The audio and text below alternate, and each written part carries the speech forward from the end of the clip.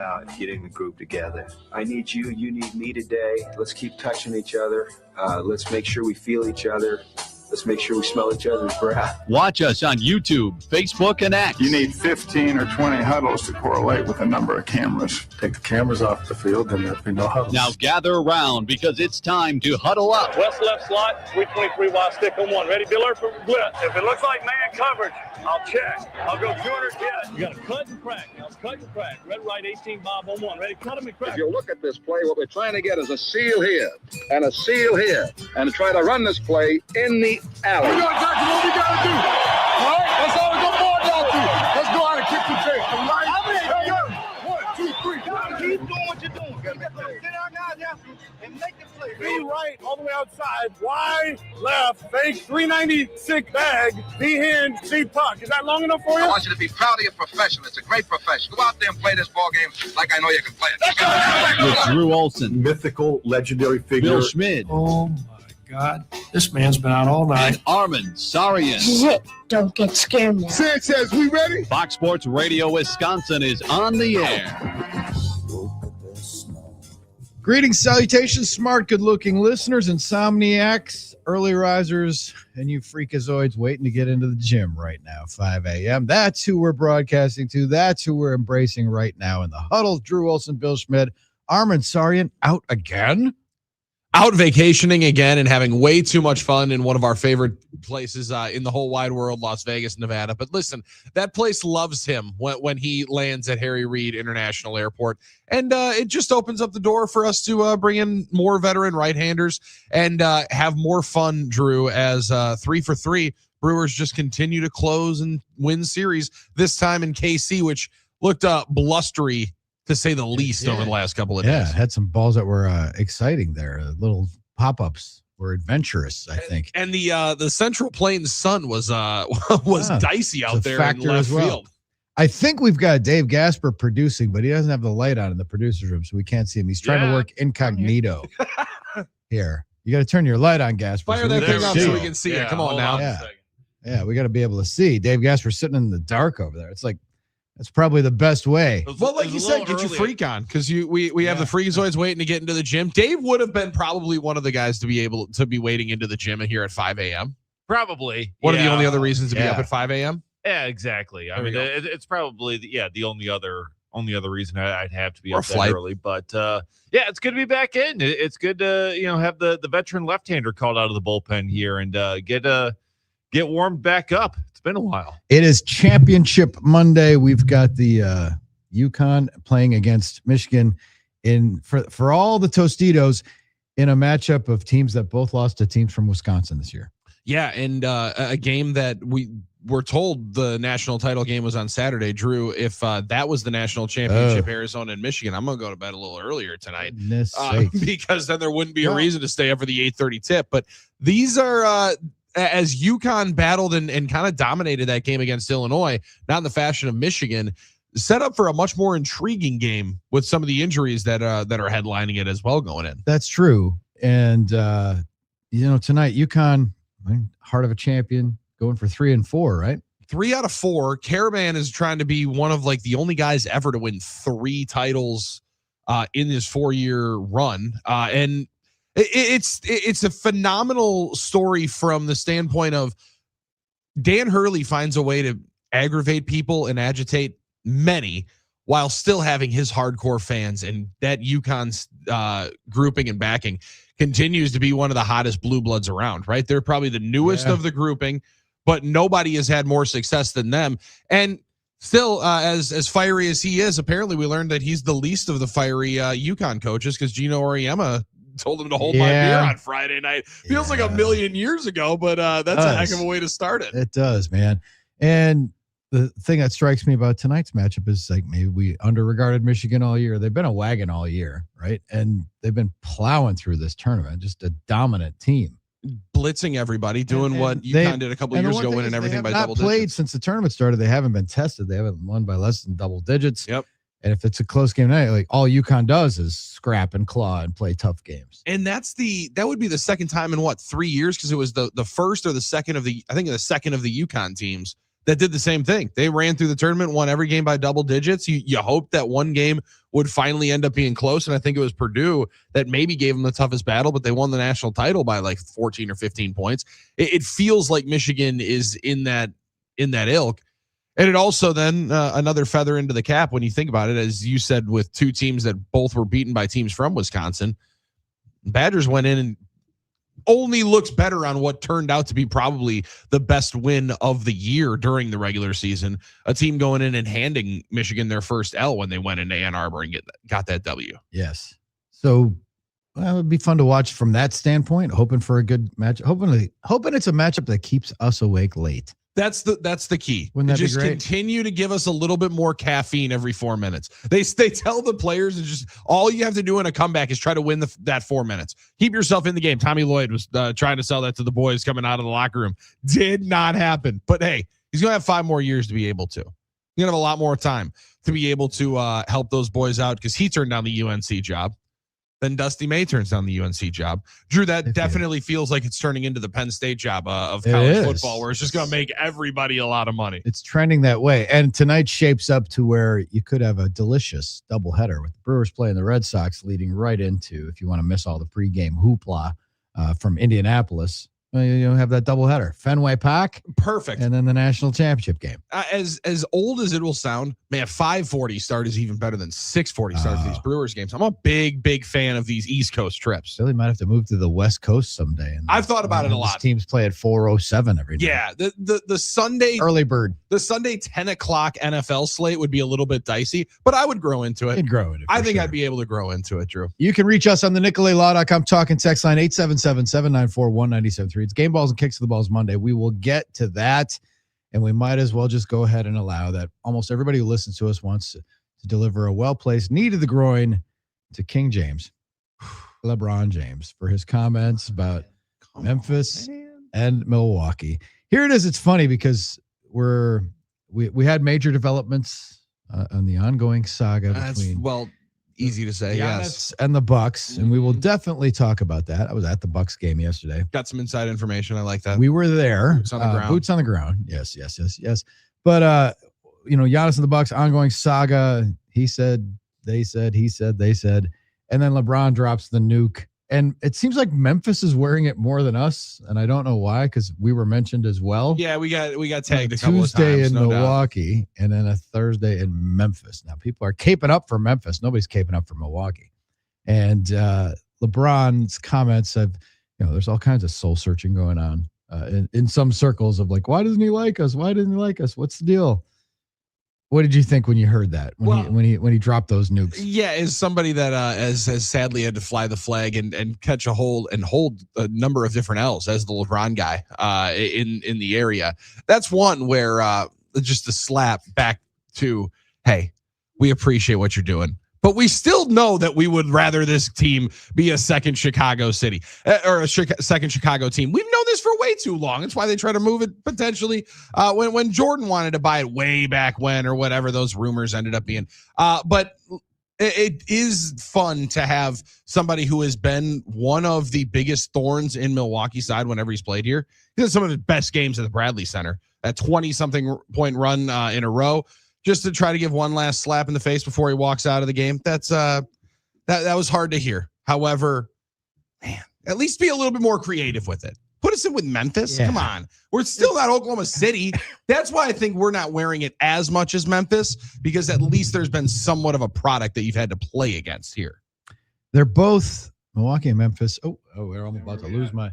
Yeah, they're both, unattractive NBA markets. Yeah, neither one is exactly where everybody dreams of being at. However, as they matched up yesterday, which I did think was the favorite, the best side-by-side was, at least you can have the dream matchup that LeBron hates the most. Oh, it does. It sounds like the point of contention also, Drew, and I thought we fixed this. All right, I thought we were staying away from the fister. It sounded like the hotel in Memphis was the one that was getting the biggest shade, and I was worried that it was the fister was scaring people. I thought we fixed that. All right, we can get them in a Ritz-Carlton like Doc said. NBA players are used to 4 seasons in Ritz-Carltons. We don't have one of those here. Fister is very nice, and some people like it because it's old and elegant. Some people say it's like a museum. Yeah. It's like being in a museum. Sure. They don't like it because it's not as modern. I mean, it's a wonderful place. It's iconic. But it's historic for a reason. That's historic for a reason. Some say it's haunted. But the current NBA, there are some teams, and I know in the playoffs, that stay in the third ward at the Kimpton Hotel, right? And they have some stuff to walk around to there because there's buses parked out there and there's teams that stay there. But for the most part now, they can just stay at the Trade and not even worry about it. Okay. And not worry about it. You're right next door to the arena that you're going to, which is when you think about convenience. Now, I only did the baseball travel circuit for like a decade. LeBron's been at it for 2. And I understand because there are cities I didn't want to go to. Oh, for sure. Cincinnati, one of my least favorite stops. I stayed in Covington, explored it. And it's like a 3-day series in Cincinnati. And there's a lot of people who felt that way about Milwaukee. Some of my writer buddies and some of the guys from big markets love it here. They absolutely love it. So, and a lot of guys, truth be told, acquired taste. They'll stay out sometimes, because they're Marriott guys and stuff. Oh, I'm at the Brookfield Marriott. I'm like, what are you doing out there? There's more downtown. It's like, nah, I love it. They like the lack of, for them, there's no traffic here. What are you talking about? They like it. And I get it. There's just some cities that you don't like. When you're on that circuit for as long as he is, and NBA travel, it's not like you're there for 4 days a lot of times, unless you're in a playoff series, right? You're in and you're out and you're, Well, and I think the thing about the travel now, and we've joked about it a number of different times on and off the air. What's the problem about it now other than it's cold, so you can't enjoy the walk outside? Because these guys aren't doing anything. No. They're not going out. They're not going to different places. They're not frequenting many establishments where maybe a certain number 13 jersey would generally hang in the rafters of a Houston establishment. That's not really where the NBA is as much anymore. Might be it that they don't like our strip clubs. That could be the problem, and I guess it's far away. I mean, like maybe they're like, we don't want to go all the way to Silver Spring Drive to be able to have the best experience, but LeBron, to my knowledge, the only thing he's gone to in Milwaukee is the restaurant Carnivore. That's all I could imagine. I mean, maybe he's been to apartment 720, one of the nightclubs here. There aren't enough nightclubs for NBA players. Get that, right? That's fair. But again, like Brandon Jennings starting to appreciate it more. You're one night in, one night out. And if you happen to be here and it's Tuesday, I get it. Or you might get an impression of the city being a ghost town and stuff. Well, and he's never been here in the summer. No, and if you were here in the summer, you'd understand it a lot more. And I think that's why, Drew, the baseball one doesn't surprise me that much. And more baseball players have said it a ton of different times. If you have played here, they love it because there is so much to do. And that's the thing, is like show off for 3 months out of the year. Even opposing players love Milwaukee because if you like Milwaukee as an opposing player, you like it because you like AmFam Field. You like the treatment in the clubhouse by Phil Rosowitz and his crew who are pamper these players. And they one of the best, best food. There were cities where it's like, oh, I don't like that city much, but I like the hotel and I like the ballpark. And that made the trip palatable. That wins right? it. And it went for a long way. If you don't like the park, like going to Cincinnati when they're at Riverfront Stadium, not a good, not a fun time. And as much as it was a good gift and we loved it, I understand why visiting players didn't love the BC. When you think about it got outdated quick. It got outdated quick when he first got into the league. Gary Cohen, the Mets announcer, just made a crack about like downtown St. Louis, and he's not wrong about you can walk around downtown St. Louis and it's like a post-nuclear apocalyptic world. There's nothing to do. You don't even see people. It'll take you 6 minutes. It's kind of like it's hollowed out. About the downtown is hollowed out. Where if you're going to stay, so a lot of teams stay out in the suburbs. Man, and 15 years ago, that place was live downtown as they set up those two stadiums. And when they rebuilt Busch Stadium, it was a gorgeous spot to be able to build out. And now you're right, it is as much downtown of a freeway stop as there is. Downtown is dead. They still have that ballpark village is cool, but every city has its pluses, its minuses, and not every city can be Phoenix, Atlanta, LA, New York, Chicago, which are top of the spots. Well, I guess San Francisco for those guys too. I would just like, Minneapolis to get a couple more slaps in the face or Detroit as much. I mean, like Minneapolis, I appreciate because I think this is the only nice thing I'll say about our neighbors to the west. I think it's the biggest city that doesn't smell like all the time. Okay. Is that fair, especially into the summer? You as a baseball writer would probably appreciate that more on trips to New York or different places. It just doesn't smell like garbage all the time, which is appreciative of the big city. But Detroit, no one likes that place. Come on, let's give them some more slaps at Little Caesars Arena than just here into Milwaukee. Yeah, because you're still going there when it's cold, and I know it's not warm when you get to Detroit. That's true. That gust is still slapping you in the face. So let's get them a little bit more shade here. You don't like Milwaukee? Just grab your own hotel in Chicago and take a limo or a helicopter. Also, my man hasn't played here in like 4 years, so it really doesn't matter. Coincidence? Shockingly so. There's a rest that we're going to build on in here. I legit don't believe he's played in Milwaukee in about 4 or 5 years. The Trade Hotel, which they built, Bucks ownership owns and is adjacent. They built those NBA rooms. They built like extra high ceilings and stuff. They have like NBA friendly that works rooms. out nice. Yeah, it's a newer hotel. Wrong? I don't know what's. Yeah, exactly. There's nothing else you need. There's nothing else you need other than maybe they're upset that you can't get hibachi at 11 o'clock. Is Milwaukee on a Tuesday in January appreciably worse than Cleveland on a Tuesday in January? Other than Cleveland, they're staying at a Ritz-Carlton. That's it. Well, we don't need to build one. Yeah. LeBron literally has one game against the Bucks since 2022, and that was this year, and that was in LA. The last time he played here was 2022 in December. 37 minutes, had 28 points and 11 assists. Because otherwise he's found it's been in the midst of now he hasn't been injured a ton, but through a lot of load management during the last couple of years to be able to keep the 41, 42-year-old onto the floor and still really productive though. Still really productive. He was going to be fun during the playoffs, but now his whole team's been gutted like he thinks our city has been by his comments. So maybe that was a little bit of karma. You start speaking ill will about the 414, and then some hamstrings start grabbing that grade 2 on the exciting lights that they had on that team of Luka Doncic and Austin Reeves. Right. So we have LeBron, and then now, based on his comments, one of our friends is referring to number 34 as Giannis. Oh no!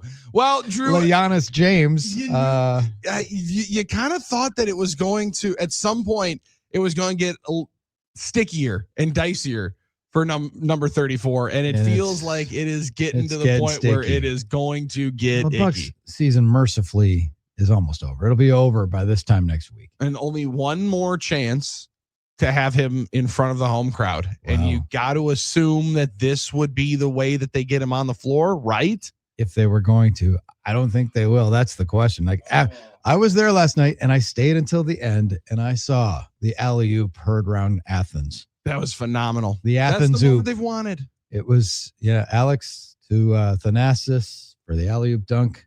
Thanasis gets a T for hanging on the rim, slapping the glass. It was an epic moment at the end of the game, and the Bucks won, and Bucks were scrappy, and they beat Memphis, beat that other team, a crappy Memphis beat team. That other bad market. They beat the other hates. It was the LeBron Bowl last night. I had to go. I was like, I got to go see LeBron's favorite two teams. It's so ironic that they were playing each other. It was amazing, right on the same weekend. And then we had the side by side. What we're getting at, for those who are just coming to on this Monday, is the comments that came from Giannis on Friday amid reports that the NBA was investigating. Now, the NBA Players Association started this on Giannis's behalf. I would assume. He was complaining about not playing. Mm-hmm. And then then we had the report Friday that, the NBA is investigating where the Bucks are, tanking. They were getting it for them. They're under investigation for tanking and holding out a healthy player.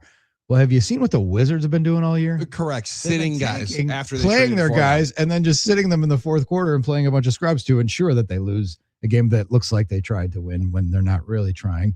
Bucks haven't done that other than the Giannis thing. And then it comes out that Giannis makes his comments, and plenty to dive through on the quotes there at his locker before not playing on Friday night. And then the next day, the little recoil was like, the NBA investigation's finding that the Bucks wanted him to play 3-on-3 as part of the protocol, and he refused. So therefore, they deemed that he wasn't ready, and that's part of their evidence. And that's how they're just going to case to that of one. Milwaukee Bucks v. Giannis, and it's trending in an ugly direction. He did, as always, leave like a door slightly ajar when he said you could go to couples counseling and work things out. You could always get some counseling. I don't know how you repair the counseling. Costs $275 million payable October 1st. Maybe, but the thing is that the money is always the one that's going to change the conversation for Giannis. And I think there's seemingly more skepticism around the league. And maybe I think I believe it's fake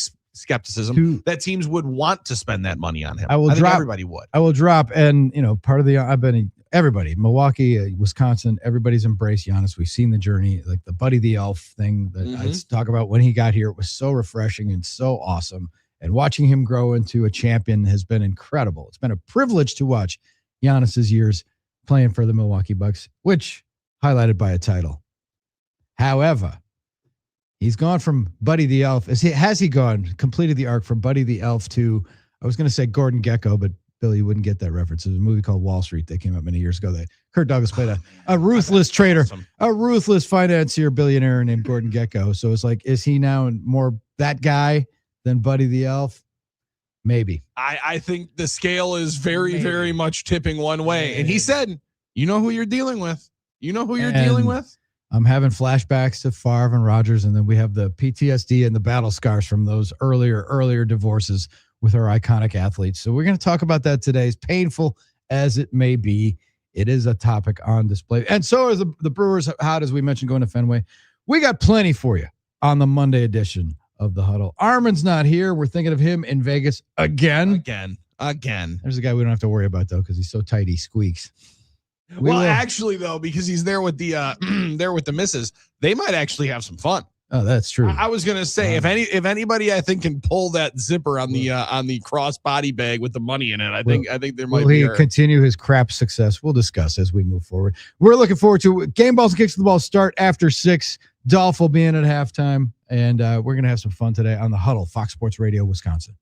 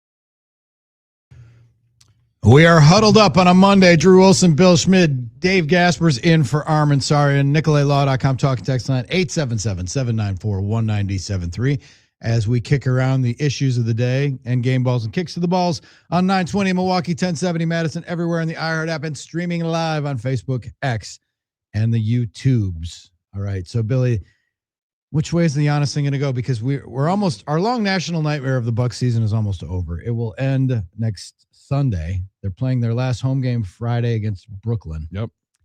And then they're done Sunday in Dallas.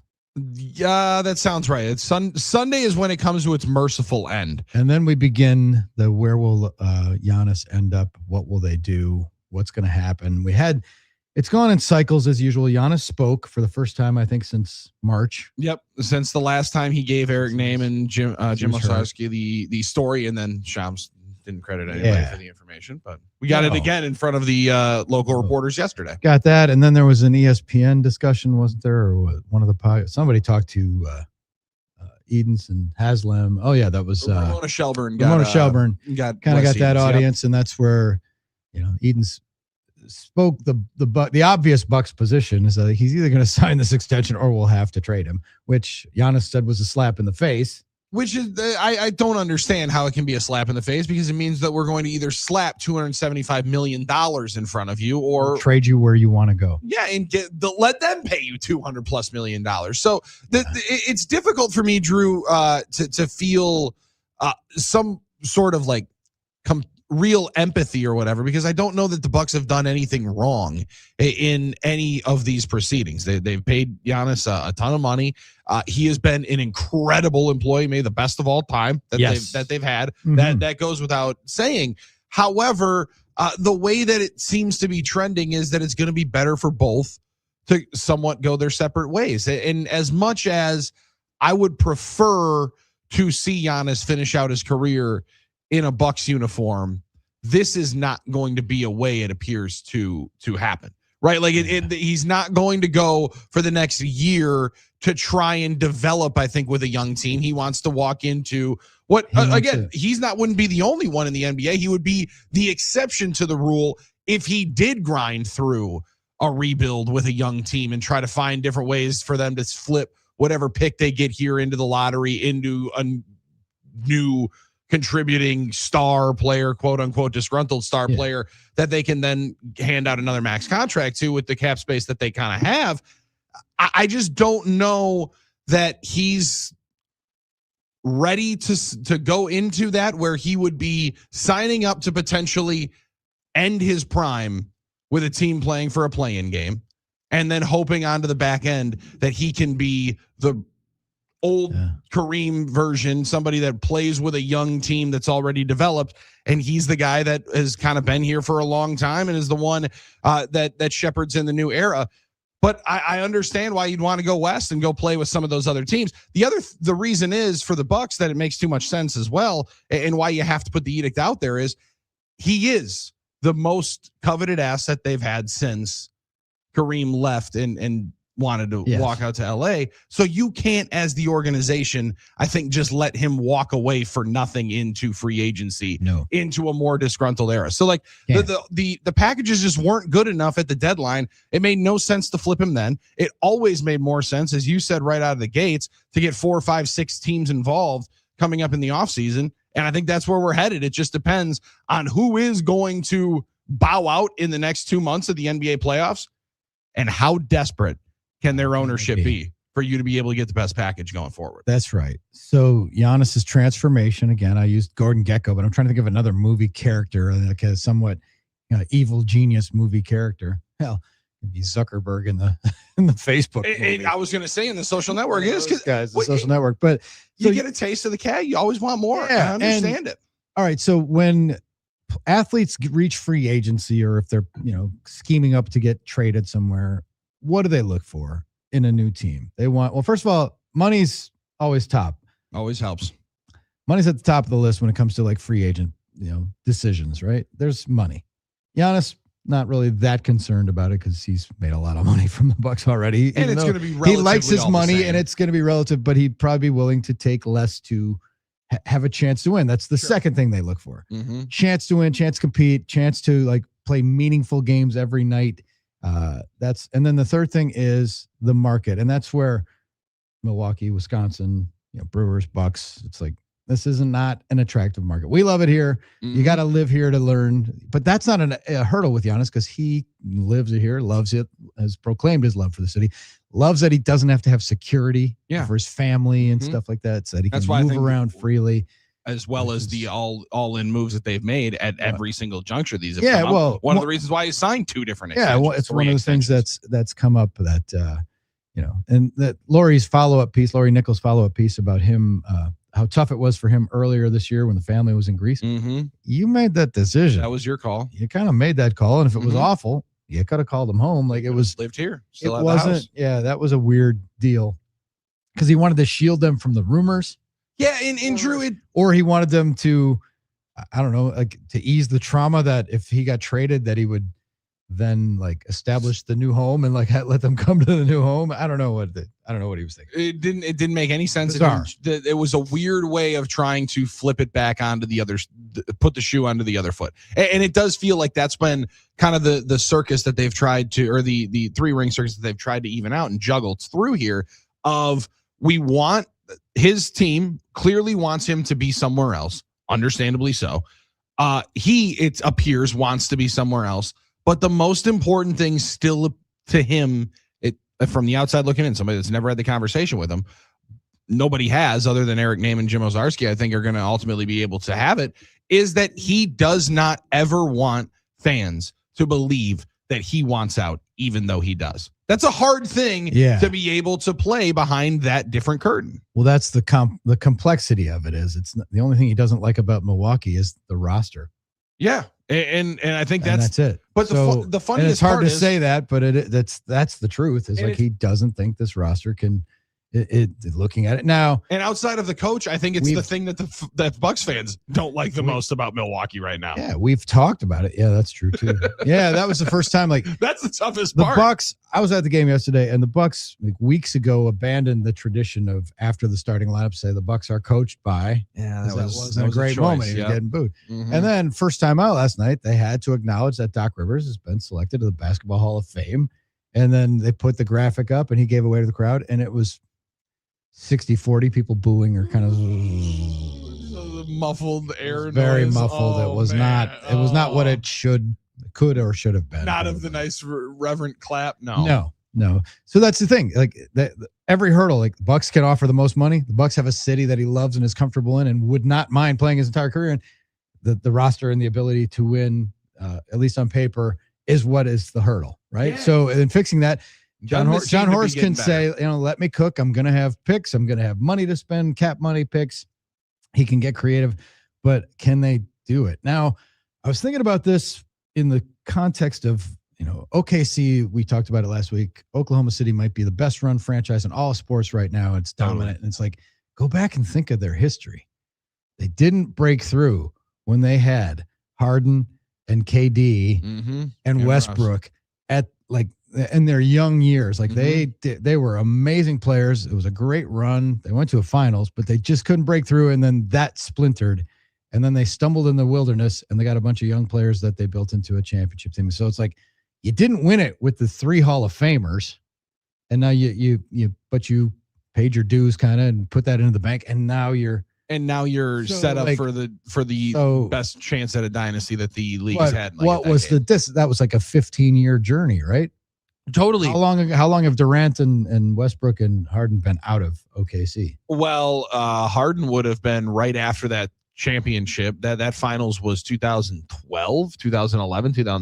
Yeah, so it's right around that 13 14 years. Well, and the funny comparison to it, Drew, would be like Russ was the one that chose to stay after the other two left, and KD in the worst of the fashions. And then Paul George was the guy that they got to try to be like, all right, we're going to make Russ happy. Here. And he's ultimately the one that turns into Shai Gilgeous-Alexander, the plethora of picks that they have. That would have been like if the all-in move for the Bucks to keep Giannis in town happy and thriving, Dame Lillard would have been able to be traded and not had to have been basically amnestied their version and now of the stretch. Like if you would have been able to get out of that all-in move, then maybe you would have had something to actually build off of to the next piece. And that's where the dearth of assets later, you mentioned, they have 3 picks that they can trade. One will be in most likely the top 10 or the top 12, wherever it ends up. But it does feel like there's only going to be a certain caliber of player that you can add in. And all of the teams that I'm watching right now, they're running 8-9 deep. And I don't see 8 or 9 players, NBA playoff players, that the Bucks are going to be able to grab in here. And mix and Bucks are likely to, they can trade Turner, they can trade Bobby, there's a lot of stuff they're going to do. They're going to have to make and if they trade Giannis, they might as well trade everybody. Although I would probably build around Ousmane Dieng and Ryan Rollins. Ryan Rollins, perhaps, yeah. I mean, you got a couple of at least players that can be nice holdovers. And Jericho Sims looks like a guy, maybe Kevin Porter Jr. Next year, and it feels like you're going to be able to afford him because of the injuries that he's sadly battled here. Yeah. So a lot of options, a lot of drama here that you don't expect. And again, let history be the guide.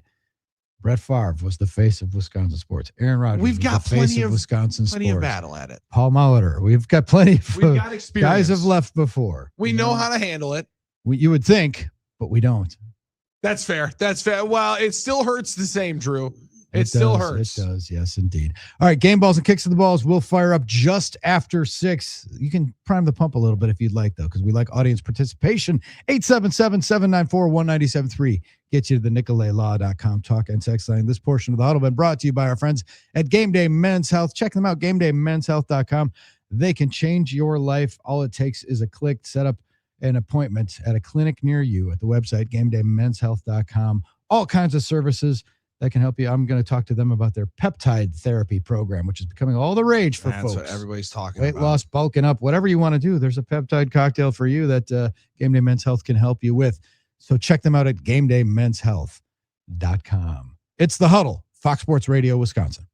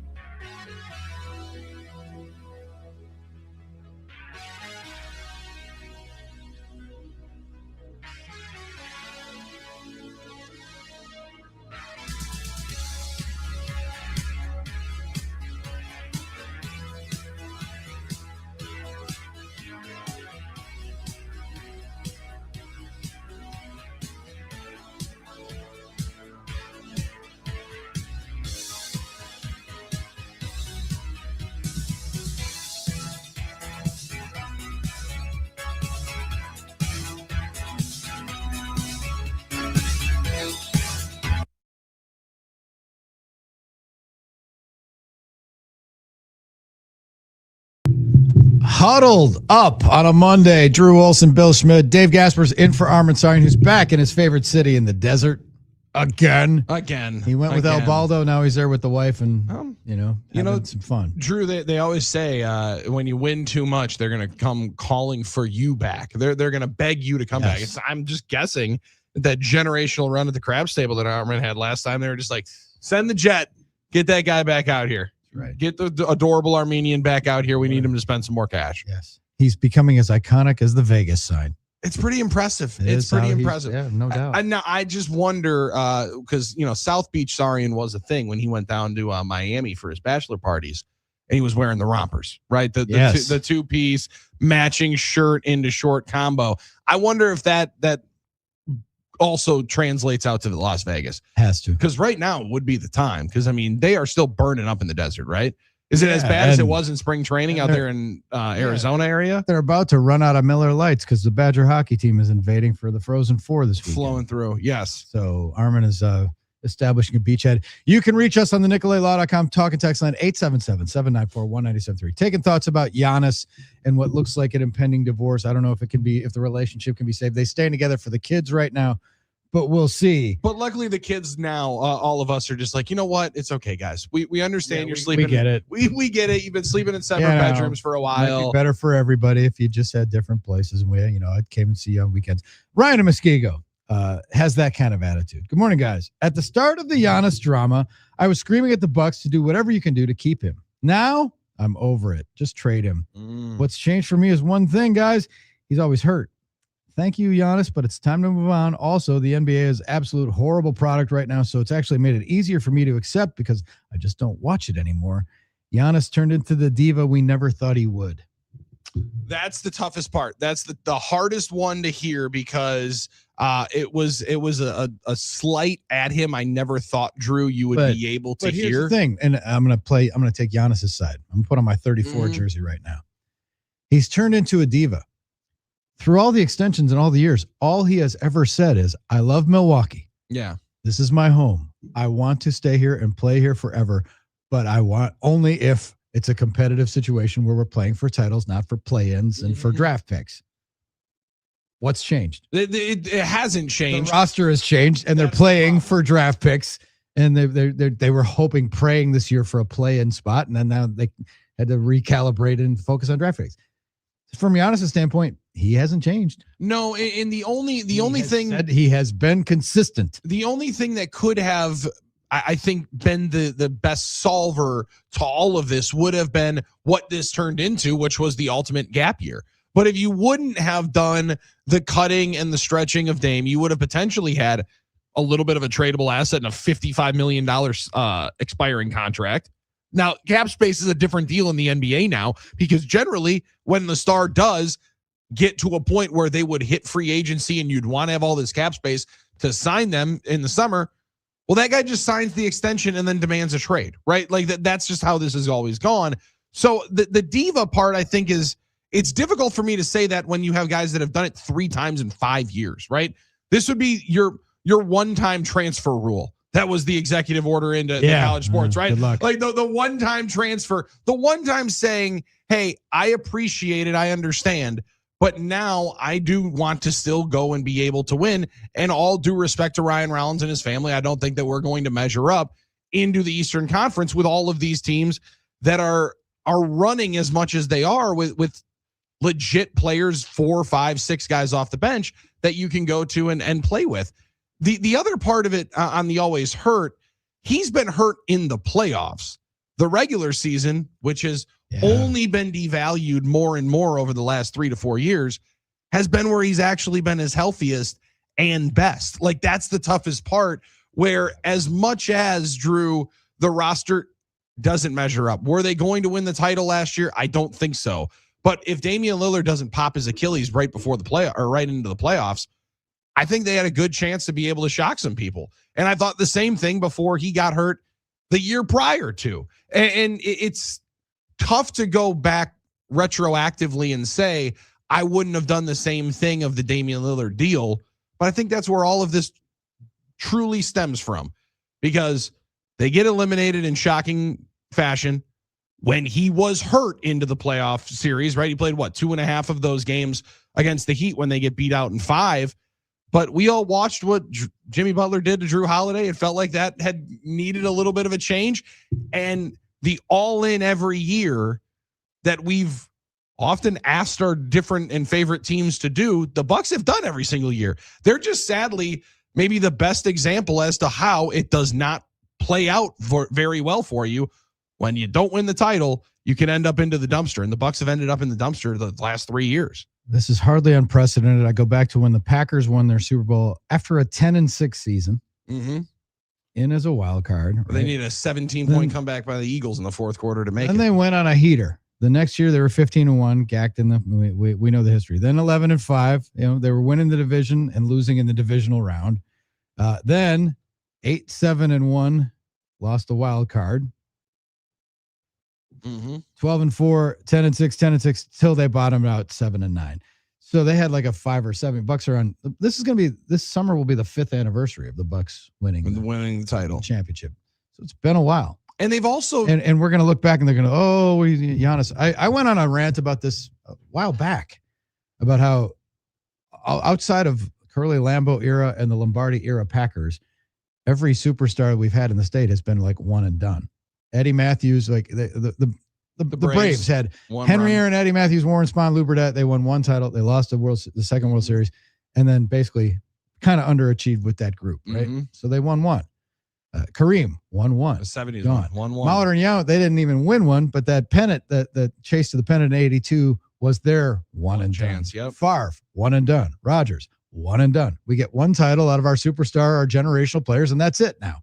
And that's the way it's been since the 60s, since Lombardi, since those Packers teams. Yeah, and I mean, it's also for us. Isn't that also kind of how it always for all stars? Like, I think we get clouded too much, Drew, with the top 5 or 6 in different sports that have done it for dynastic runs left and right. But generally speaking, there's a lot more Patrick Ewings than there are MJs and Magic Johnsons. Magic Johnsons and Tom Brady's, and the top guys Mahomes skew everything, like and you think you should, you think you win one, you should. It's like a potato chip. You should have multiples. But you always want more. Once you get that taste, you want a little bit more. And that's the soup that we're in right now. I think the other part of it is judging off this NBA differently than everybody else. What is it? 8 years in a row, the team that has won the title hadn't even gone back to the finals. It's true. I think there's only been one time the team went back to the conference finals.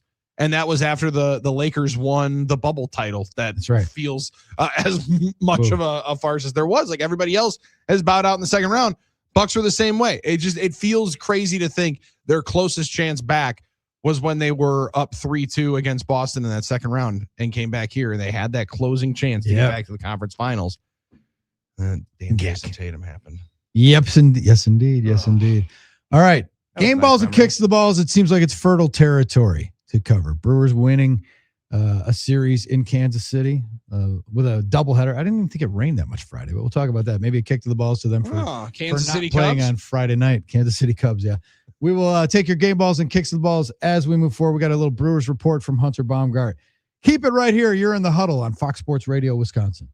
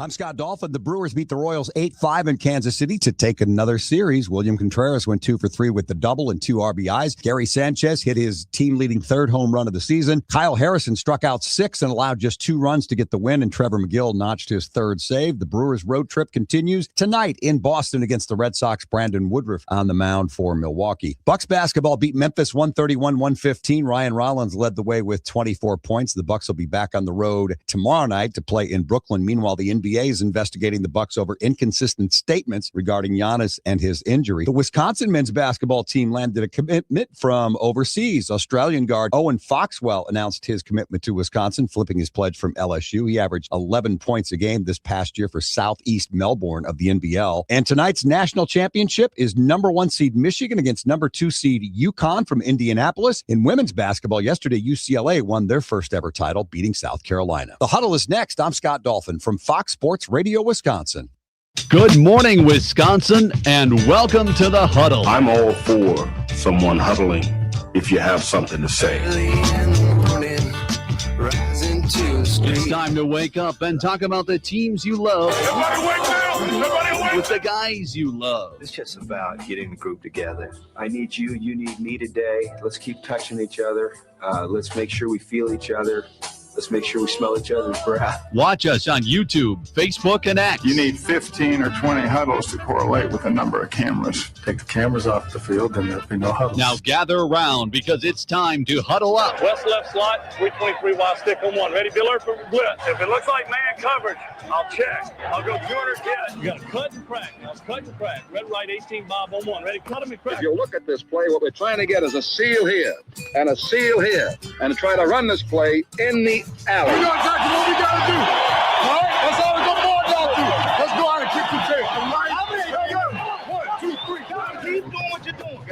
Sit out now and make the play. Be right all the way outside. Wide, left, fake, 396 bag, D hand, C puck. Is that long enough for you? I want you to be proud of your profession. It's a great profession. Go out there and play this ball game like I know you can play it. With Drew Olson, Mythical, legendary figure. Bill Schmid, Oh, my God. This man's been out all night. Armin Sarian. This is it. Don't get scared now. Sanchez, we ready? Fox Sports Radio Wisconsin is on the air.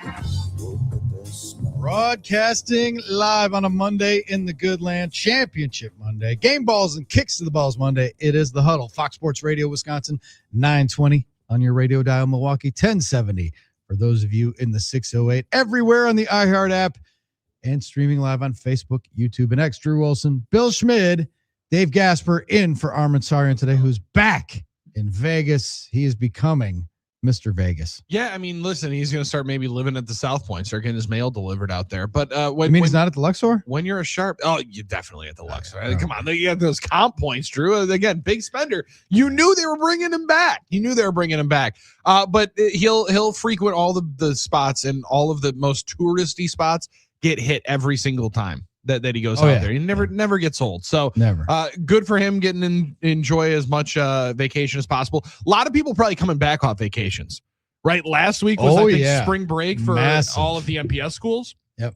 Across the state, spring breaks either last week or this week. Based on my social media feed, a lot of people are heading to the beaches with their kids and stuff. And Monday after vacation is going to hit a lot different here on Monday morning. So we're with you. You'll make it through though. We're proud of you. We're about to dive into game balls and kicks to the balls. We'll get to that, but we got to follow up because we were talking on Friday going into the weekend. Billy was feeling a little pressure about having to put on that family ham.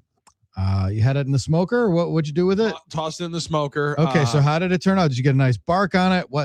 You were under some pressure? You wanted to deliver a delicious meal as you were kind of taking the reins on this one. This was the first meal as a family man that I was entrusted with making for the entire squad. Right now, we got the Kirkland brand ham, worked out phenomenally. Also, shout out Ham, maybe a game ball to Ham in a couple of minutes for being potentially because it's the cheapest meat that you're going to be able to get, very affordable. But Ham's the only one that's the mainstay at every holiday.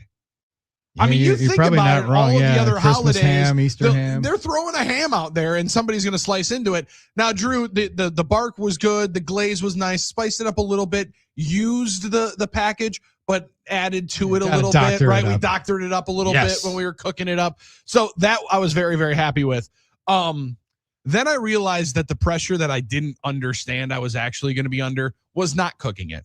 It's already cooked, right? Like that one, you can't mess it up that much. Son of a gun. When that ham was sitting there, 16 pounds in all its glory, glazed up, ready to go, barked up, beautiful sense of honey and smelled brown sugar wafting through the house. Dude, the pressure was really on when you're slicing that son of a gun. Oh, yeah. And I went right to the top, cut right into that big old chunk of fat and meat right on top. And that son of a gun slid right off the table. Oh, boy. Fell right in right in between the cooking part as opposed to the carving part. Oh my God, dude. And I'm telling you, it wedged right in between the fridge and the counter table that I'm cutting it on. Like I had to snake it out. That was about as bad as it could have gone, but it was right out of the gates, right? It was the Seiya Suzuki 3-run shot in the first inning for Aaron Ashby. And then I cleaned it up. Then I got some help in here, sliced right down a good old piece. Then right back here off to the right, long slices of ham. So we recovered quite nicely, and everybody said it was phenomenal, juicy, not too dried out because of the orange juice that we put right there on the bottom as we cooked it up with the pan. Orange juice, yeah, I knew that would be a key. Orange juice, either orange juice, Coca-Cola, Sprite, or you got to have the mustard rub base too. Yes, all kinds of to hold all those hold it all together, all the seasonings on it. Yes, and Andrew Vaughn recovery there. Yeah, and homer. But I'm telling you, man, when that big old hunk of pork just slid right off of that ham and onto the ground, some sweat started dripping from the brow. Because I'm looking here, and you really want to talk about being the man of the house. You got to slice right into that thing. And then, understandably so, mother-in-law's like, I should have brought over my electric knife. I was just going to say, my pops like twice a year pulls out the electric knife, and it's like, I might have to get one of those. I need to get one of those. I didn't realize that there was a grilling utensil I didn't have. Exactly. Now I know what to ask for. Well, that was good. Good follow-up there. I hope everybody enjoyed the Easter. Now, the boys, did you do an Easter egg hunt at all? Did we? Yeah, we were hunting. We dyed the eggs, everybody. For eggs. We did we went super easy on it and did the fake eggs that you can do. So they had like legit just styrofoam plastic eggs that you dip into the food coloring and you just smear it around. Doesn't look as good as the hard-boiled ones. You know what? You didn't have to hard-boil eggs. And I didn't have to mess that up. That's true. That was the easiest way in and out. We found all of the eggs right away, even though there was supposed to be some that, stayed out and woke up before the other one. So he's like, he can do his own eggs. All right, I'm going to find everything. So we had quite a bit of fun there. And then we apparently now, you don't know what kind of pets you're going to find. Like the Milwaukee Brewers, though, we found a new pet. All right. We're going to have butterflies in the house now. Oh boy. We're going to be raising butterflies. So we're going to learn the circle of life here pretty quickly in the I would say, household. yeah. Like, that's going to be a moment in time that I think we're signing up for in the next 3 to 4 weeks. Of a very quick transition. And, in the hungry caterpillar, Drew, he always comes back to the caterpillar. Yeah. And then becomes the butterfly again. It's going to be a difficult thing when that butterfly potentially wants to fly and soar its wings. Oh, yeah. Kind of like when Giannis wants to, flap them wings and maybe sail off to some greener pastures. So we're getting into some real life conversations here after Easter. It was a very, very good day, I think. That is a good day. 877-794-1973. We've waited long enough. Game balls and kicks of the balls on this Monday, a tradition unlike any other as we enter getting ready for the Masters season. I'd like to drop that tradition. Unlike any other. Hello, friends. Yeah. Good morning. So lose more bets on golf. The premise. You're in the locker room. It's a victorious locker room. It's a celebratory locker room. You're holding a game ball aloft. You get to award it for a job well done to anybody in the sports world or in life in general. Today on the Huddle, this is a game ball. Replace the pancakes. So now we got pocket turtles. Now we have pocket turtles, pocket animals for the win. Pocket animals for the win. Trisha Whitaker, who was with us on Friday, Hunter interviewed her for Apple TV. Great work. There was no game, but she still managed to have a viral clip. That's a sign of a solid reporter, right? That was impressive stuff. And Drew, didn't seem like there was a ton of rain out there. Seem like there was a ton of rain there. Kansas City Cubs. But the boys had quite a bit of fun there on Friday night. And Bobby Jr. looks like he was eating good. It appears they were feeding him gummy worms. I think that should be okay for the So Murph sent a clubby out with $500 and said, get a turtle. This was premeditated. He wasn't going to do pocket pancakes, but he had to move it up. He had to take it up a notch. And so Murph presented our pal Trisha Whitaker with a turtle, which she couldn't accept because she was traveling, couldn't get it through TSA. I guess I'm sure the Brewers probably brought it back with them. They took it to Boston with them. Yeah, well, and then they were trying to say, like Sophia said on the one broadcast, that apparently flying with a tortoise is not as easy as you would think. I would think. Apparently, there's a lot they had to clear, and I don't even know if the Brewers were going to be able to fly with the tortoise. I don't know. You can pretty much fly with anything on a charter plane. I was going to say, otherwise, does Grumman have to? Yeah. Does Bobby Jr. get the John Madden treatment where he just drives everywhere? Just wild, absolutely wild. So that is that was something else. Conversely, the flip side of game ball Monday. If someone deserves a swift kick to the huevos, a little knee lift to the groin today on the Huddle, it is this. 41 years old. It's two cities I do not like playing in right now. And that's Milwaukee and that's Memphis. Come on. There you go. 41 years old. What does that have to do with anything? Yeah, no one cares. And Bron hasn't played much here, right? I don't even know that he's made the trip. Did you see? And Doc's quote was like, maybe we should trade for him. I'll probably get fined for saying that.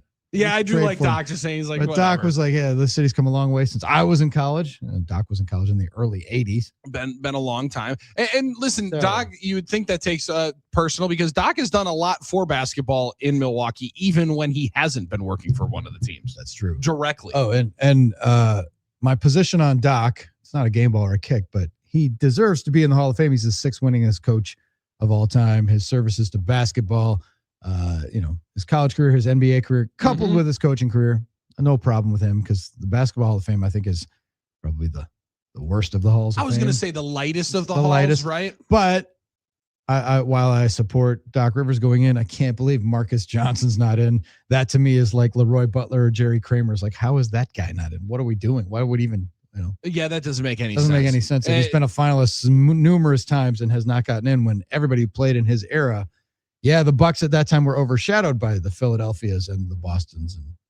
But Marcus Johnson, you ask anybody who played for those teams, who played against him, played in his era, that dude was one tough brother to guard, man. He was one of the guys. Good. He was one of those dudes. And that's where the Leroy comparison, I think, is perfect. One of my favorite ways and the selling points of Leroy when he was still battling to get into the Hall of Fame was when Ronnie Lott walked over to him and said, this guy right here, this guy needs to be here. Yeah. when the guys that you either emulated or played against all are saying that you need to be in there, who are in, that's the measuring stick. And that's what, Bird and Magic and all say about Marcus all those Johnson. guys would all 100%. say. Dr. J. And if you've been around, Sixers. and if it's the Frank Gore style of the award, right? The hanging around longevity is an ability. That's right.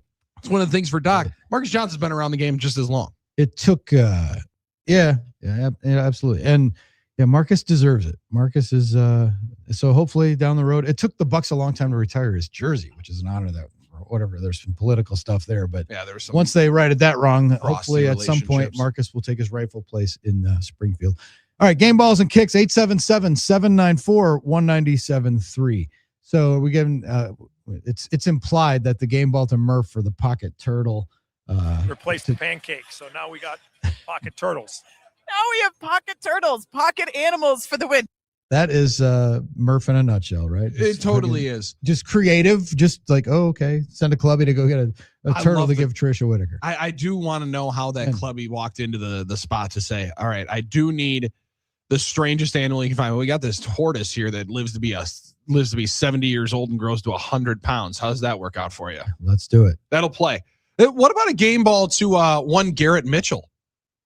How about that? For the game that ends up getting rained out there on Friday night. So now we got pocket turtles.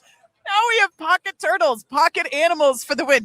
When he rolls up 5 RBI, the most that he's had in an MLB game, and also is like the only offense that you're able to find on a Saturday in KC, where it looked cold as bluster. That did not look fun. That did not look like an enjoyable game to be sitting out even in the sun there in KC.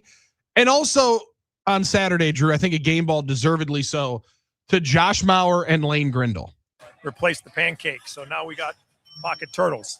Now we have pocket turtles, pocket animals for the win. Because a sick Jeff Levering caused both of those boys to go Iron Man mode and run 18 innings of the doubleheader.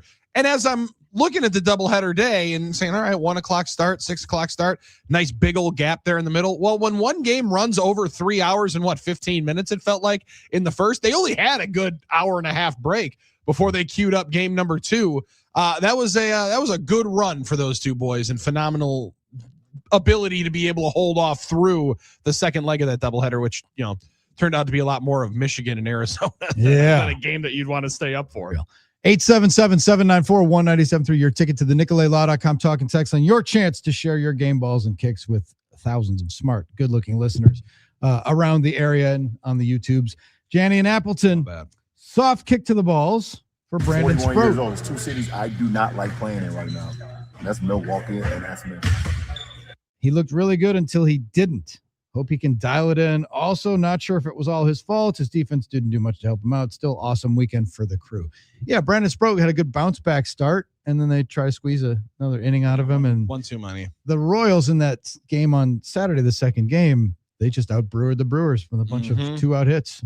And took advantage of any issue that you had, any mistake you made. They compounded it by pouncing on you. You're right. I thought if they would have just taken the 3, it would have been a lot safer play, but they tried to get a little bit too much out of him. And then Koenig has come in and been a little bit of a question mark, right? Wasn't beginning of spring training, he came in a little light, and Murph's like, we need to get his weight back up to be able to get some of the velocity. Yeah. Hasn't been the greatest maybe of start for a Jared Koenig, but that's a tough spot to be coming into there when the fire hose is already spraying out. That's true. Brian and Madison said, morning, fellas. Kick to the balls. He's got a 41 Go ahead. years old. There's two cities I do not like playing in right now. And that's Milwaukee and that's Memphis. My 10-day vacation ending on Saturday. Oh, that's a rough one. That's going to 10-day Hawaiian vacation. Hawaiian vacation too? Just talked to somebody who came back from Hawaii, and it's a place I want to visit, but I've always been psyched out by the length of the flight. Like, I'd rather just go to Mexico or Caribbean. We went one time. Save some time in the air. Yeah, we went one time as a family. It was like the big anniversary trip for my parents, a big destination one. We split it in half with Phoenix. It's still a long day. That's a lot of flying. And go to LA and do it from there. Spend a night in LA, or go to. I want to go to Hawaii for a while, and then while I'm out there, just head on over to Australia or something. Yes, you try to then use double it like up if you're already there in a launching pad station. But I'll tell you this: that's a way of living. Like, you go out there and somebody is from. Whenever there's Islanders that then come to play in college football, right? Like, now Hawaii has come out with a couple of different quarterbacks, Marcus Mariota and Tua. Like, you start seeing it. I'm not surprised that they struggle when they come into the cold, because you live out there. I don't know that you've ever seen. We know you haven't seen a snowflake. I don't know you've seen a North Face. Like, all of a sudden you got to come and play in sub-zero temperature. No way. I'm not surprised that they're not built for that, because that is a way of life that I would at some point. You want to talk about living, our friend Kavika in Maui, that's a sports schedule I could get used to. Oh, man. First pitches at 2 p.m. Not That would work. That would Not bad. How about a game ball to the UCLA Lady Bruins? Replace the pancakes. So now we got pocket turtles. Now we have pocket turtles, pocket animals for the win. So they win their first NCAA women's basketball championship, 79-51, thrashing of South Carolina. And all the drama was in the semifinal of the women's Final Four with Gino Auriemma and Dawn Staley going at it after the game. Yeah, and that was where my kick to the balls came. And again, shout out UCLA. Good for you. 79-51. They were 37-1. Well earned. They're well earned. They thumped South Carolina. And also shout out to the Big Ten, because we run everything. I run basketball. We run in hockey here when the Badgers go out and win the Frozen Four. But how about a kick to the Huevos for 41 years old. There's two cities I do not like playing in right now. And that's Milwaukee and that's Memphis. Now, the coach of Syracuse, I believe it was, sounded like LeBron, where she said, I go to the tournament. We go to the tournament. I don't know what I did personally to anybody. We always have to come here and play UConn. We always have to come here and play UConn. That's been everybody's feeling and overriding sentiment my entire life, because it's just been like women's basketball. Best players will be at UConn. Best team will always be at UConn. Shout out to Dawn Staley and the Lady Gamecocks for being able to flip that script a little bit and being one of the more powerful brands in the sport. But man, when you are going to get dominated like they did on Friday night, you can't be petty about a handshake in the beginning of the game that seemingly, Drew, is what everybody bitches and moans about with sports nowadays. Everybody's too friendly. I don't like this glad handing and smiling and handshakes and dapping everybody up before the game. I don't like these jersey swaps. So Gino Auriemma wanted to do a pregame jersey swap and a handshake at midcourt. Now, is it customary at the Final Four? I do believe so. I don't know. I guess I haven't really watched the two coaches go out and shake hands. The only Final Four games that I was ever at was Duke UNC, and I don't know that Coach K and Hubert Davis were going to go meet at midcourt before the game and give a handshake there. So I thought it was super weak for him to be, one, swearing to Holly Rowe during the third quarter interview, and then to also act like you're about it during the altercation and then go to the microphone, Drew, and not say anything. Well, I just said all. That's all I have to say about that. All right, Forrest Auriemma, let's come out here. If you were so excited to talk about it then, let's go out here and share why you were upset. Be a little bit more about it. That was super weak for somebody that's dominated the sport so much. And it appears that he's just a little salty that somebody's maybe caught up. He had to wait for 3 minutes. Oh, the horror. Waiting 3 minutes for a handshake. Oh, that's why his team couldn't break that defense. Yeah. If he would have had that 3 minutes, Dave, they were going to be able to solve all of those issues. He's never been a particularly good loser. No, that's fair. That's a in of putting it, Drew. Yes. Never been. Typical for UConn coaches. Yeah, he feuded with Pat Summitt before, and then there's and his apology the next day. Got to be better. He didn't mention Dawn Staley by name. She'll get over it. I mean, come on. Oh, I don't know that it did anything but help Dawn Staley, because she was like, "All right, cool. Yeah. You're upset. Then say something to me." He goes, well, "I don't want. Understand." She was fired up and going to kick his ass, and then the Bruins kicked their ass. So that was the funniest part, Drew. It was a battle between two losers because both of them left town with watches. Oof. And Danny Hurley said, "We came here for rings, not watches." That's right. That will be decided tonight. I didn't even know you got watches for going to the Final Four. Absolutely. Championship Monday is upon us. We've got UConn and Michigan today. UConn losing the turning point of their season, losing to Marquette. No kidding. And then, the defining victory of the Badger season, one of the inflection points of the Big Ten season was the Badgers going into Ann Arbor and winning. But Michigan's been great all year. It's not going to shock me if they play well tonight, but I just hope it's a good competitive game. And I ain't counting UConn out after what I've seen. No, and 7.5 is the number at the Potawatomi Sportsbook. And Drew, I struggle to go anywhere on that because I'm with you. I want to see a good game, but it would not surprise me in the slightest to see Michigan just roll. Jeff and Fox Point said, "Who do we cheer for, though?" I'm a Badger fan, so I don't like Michigan at all. However, the Big Ten hasn't won the Natty since Izzo's team in 2000, and Hurley is the ultimate pain in my ass. So there you go. For only one night, go blue. I think you summed it up pretty well. Probably there, a lot of folks in that same boat. When we come back, our halftime report is upon us. Scott Dolphin from the country station down the hall is going to pop on in. You hear him with the updates. You hear him with us on a daily basis. We love him. Dolph is next. It's the Huddle, Fox Sports Radio, Wisconsin.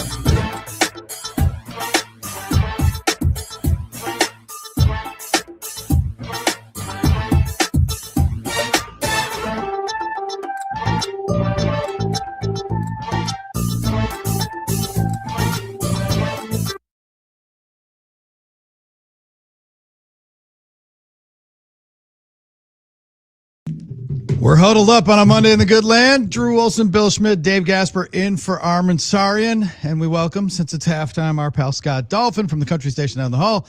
Dolph, good to have you today. How are things? Good. You're not going to offer me a pocket tortoise, are you? No. Reporter? No, but a pocket beta fish.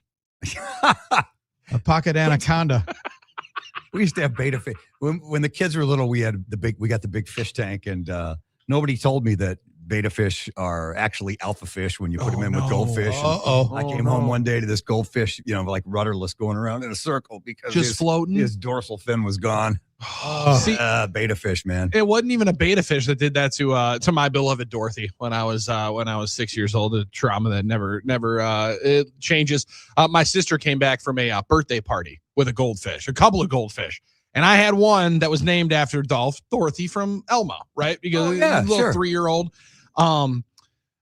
They dropped them 2 goldfish into that little tank, and within like an hour, I think the tail of poor little Dorothy was bit right off, and that was a tough conversation for my folks to be able to have with a young 6-year-old. But I was looking, I'm like, Dad, she's not swimming very well. I think there's something wrong. And that deep sigh that my dad had in that moment when he walked in. Oh boy. There at the top.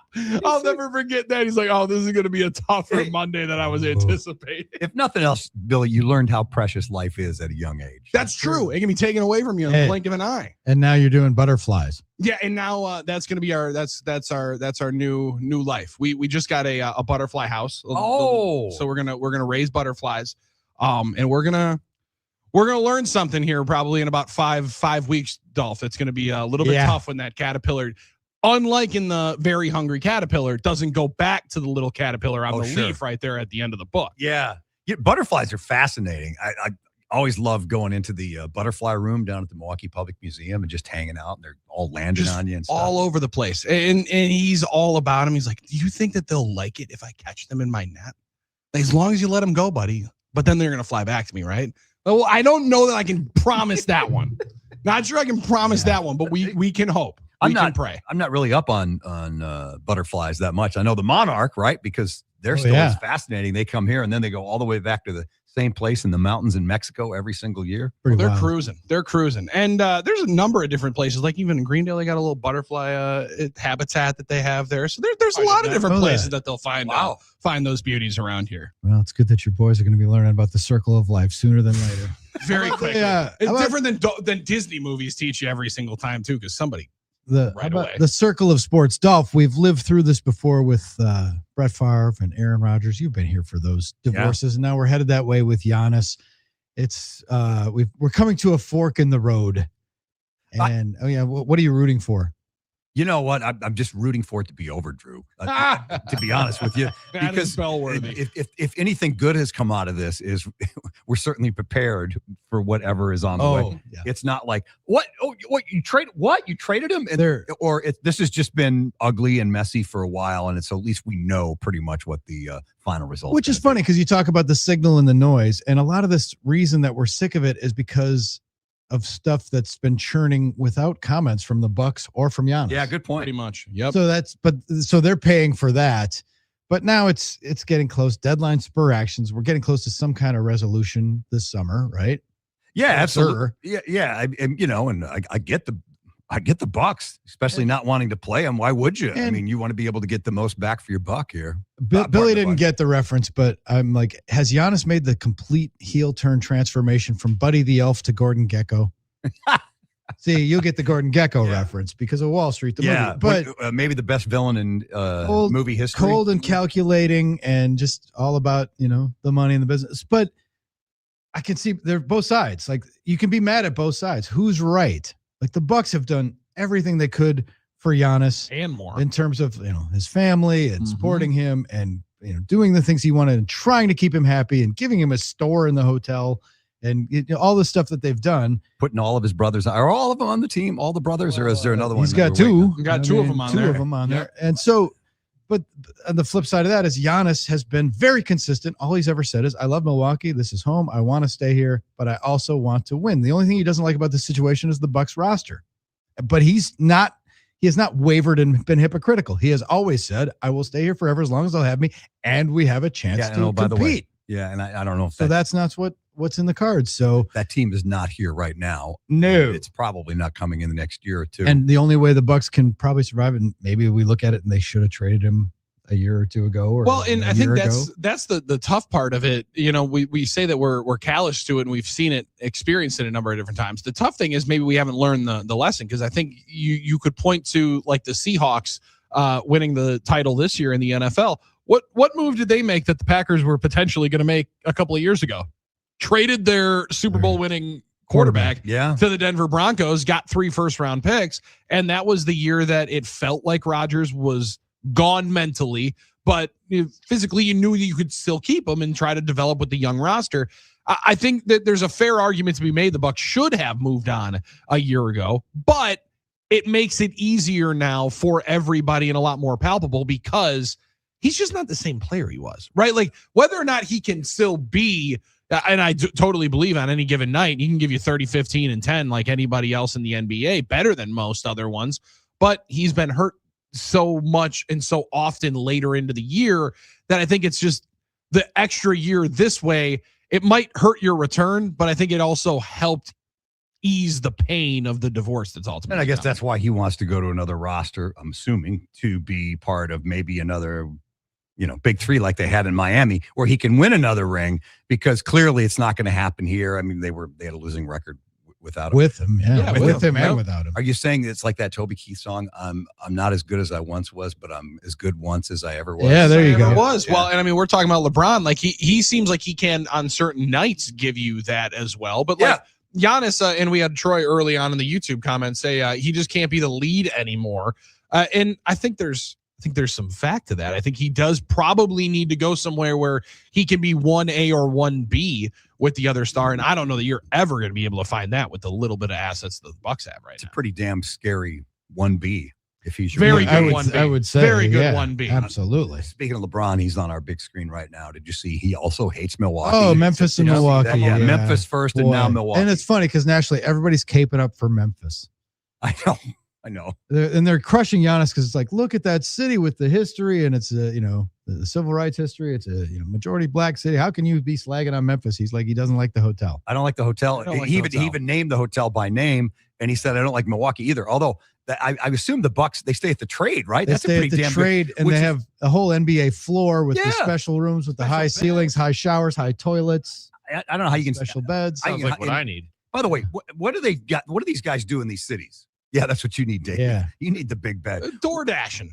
Right. Yeah, this is about it. So there's not food available after the game. Is that the problem? Ultimately? All their hotels, they stay the Trade in that floor, and they even have like a meeting room that they can use for their walkthroughs and stuff and meetings and stuff. That floor is self-contained. Maybe they don't like to stay with their teammates and coaches on the same floor. I don't know. Maybe that's it. But it's not a Ritz-Carlton and it's not a Four Seasons. I guess. LeBron even trashed Akron in that little clip. He said, hell, I don't even like going home. Exactly. So, yeah, at least it was every small city was getting these hands. That's somebody that grew up in the Midwest and now is very much an LAer. Very much. Very much. Anything under the top 15 markets, we're going to have some problems with. All you do is plug in your PS5 and you're fine, LeBron. He said he plays Madden like 8 hours a day. This goes back. I heard this around the batting cage. Ken Griffey Jr. was in with the Mariners taking BP, and he walked over and he knew my pal Daryl Orlando Ledbetter. Mm-hmm. I mean, he was playing for the Reds at the time, so Daryl knew him from Cincinnati days and stuff. And he's just like, dude, how do you live here? How does anybody live here? And he was saying like, I'm standing there, and we started to converse. He's like, all I do is I stay in the hotel. I come to Milwaukee. I know I'm going to sleep for 3 days. It's like, I said, well, what have you done? Where have you gone? Well, I haven't left the hotel. Well, how can you slag on a city if you haven't left the hotel? I mean, was this before the roof? Was this when they? Yeah, this was County Stadium. Yeah, it was still County Stadium, and it was toward the end of that. But then he was like, "This place is so bad. I got engaged here." I'm like, "Well, that should make it special for you." He's like, "Yeah, it was so boring. I flew my wife in, and I got engaged in Milwaukee." I'm like, "Oh, that's hilarious." I mean, this is a kid who pretty much grew up in Cincinnati, right? That's when it. His dad was with the Cincinnati, Milwaukee, Pittsburgh are similar. But here, I was telling Billy before, like Cleveland, where LeBron played, that's hardly better than Milwaukee, right? A mistake by the lake. A Tuesday night in January is going to be kind of just as dead in Cleveland as it would be in Milwaukee. 100%. We spent 4 days in Cleveland last July. It ain't better than Milwaukee. No. I don't think Cincinnati is either. No. Cincinnati's airport's in Kentucky, for God's sake. Exactly. They don't even want to be in the city. That was I love Pittsburgh, and I loved Cleveland. I had good times in Cleveland, but Cincinnati's a town that I could live the rest of my life and never go back. I hope you like Skyline chili. Yeah, it's overrated. Not really There's Gold chili. Star and Skyline cinnamony. Yeah, it was nowhere near as Still, good as I just didn't have great times. And some cities you don't vibe with, it's okay. And, I mean, for me, when it comes to Midwestern cities, I mean, that's fine. I've gone there for sporting events or just for a weekend. St. Louis is another one. I like what they've done around the Cardinals Park. Went to the Arch. That's it. That was it. That was it. And truth be told, people go, what cities do you not like to go to? LA was not an attractive spot on the baseball circuit. Because at Dodger Stadium, you stay at the hotel that, in order to be convenient, I'd stay at a hotel close to Dodger Stadium. And that's one of those towns like, you're going to fight traffic. And where are we going to go out tonight? Oh, let's go to Santa Monica. Okay. Then it's like you're stuck in traffic forever. You get there and then you're committed. You can't, it's not like you can ping around. In Milwaukee, you go to different neighborhoods, you go to different around a couple districts, of places. Yep. And that's not an option there. Yeah, as far as LA goes, I mean, it's so damn big and so spread out. Yeah. I mean, I love Dodger Stadium, but you're right. I mean, you're in traffic. Yeah. It doesn't matter if it's 11 in the morning or 5 in the afternoon. You're in traffic in that town. So, and LeBron will stay in Chicago and then limo back and forth if you don't like it. Right. Whatever. He's not going to play. He doesn't play in here anyway. Like that's the other part. He hasn't played here since 22, and probably, I mean, unless he's playing 2 more years. Probably won't because I would imagine there'll be 1 more year and he'll probably find a way to bypass the trip next year. Probably. The Lakers in trouble now, by the way. They're cooked. Yeah, they're totally cooked without Luka. He's blowed out. Yeah, he's apparently it wasn't the 40 pounds of extra. Can they win a series without Luka? I think they could have without Luka. They can't without Reeves and Luka. Yeah. And Reeves going out with the foot sprain almost might be worse because at least then you would have had somebody else to ease the scoring load. No, I think they're going to get cooked, and I think they're going to play Houston, who, again, you need one of these teams that's good out west to bow out in really embarrassing fashion. Then they give you a little bit more in this Giannis package. That's why I'm watching the NBA playoffs. I'm going to start rooting against all of the teams with good assets going forward. I like that. So Dolph is here wearing his Brewers hoodie today. Brewers 7-2, win another series, beating the Royals, taking that game yesterday with aplomb. They swiped it. And now they're playing in Fenway tonight against the Red Sox. Brewers 7-2, Red Sox 2-7. The Caleb Durbin Bowl is on. And here's one for you. Wilson Contreras. So we got another Contreras v. Contreras matchup.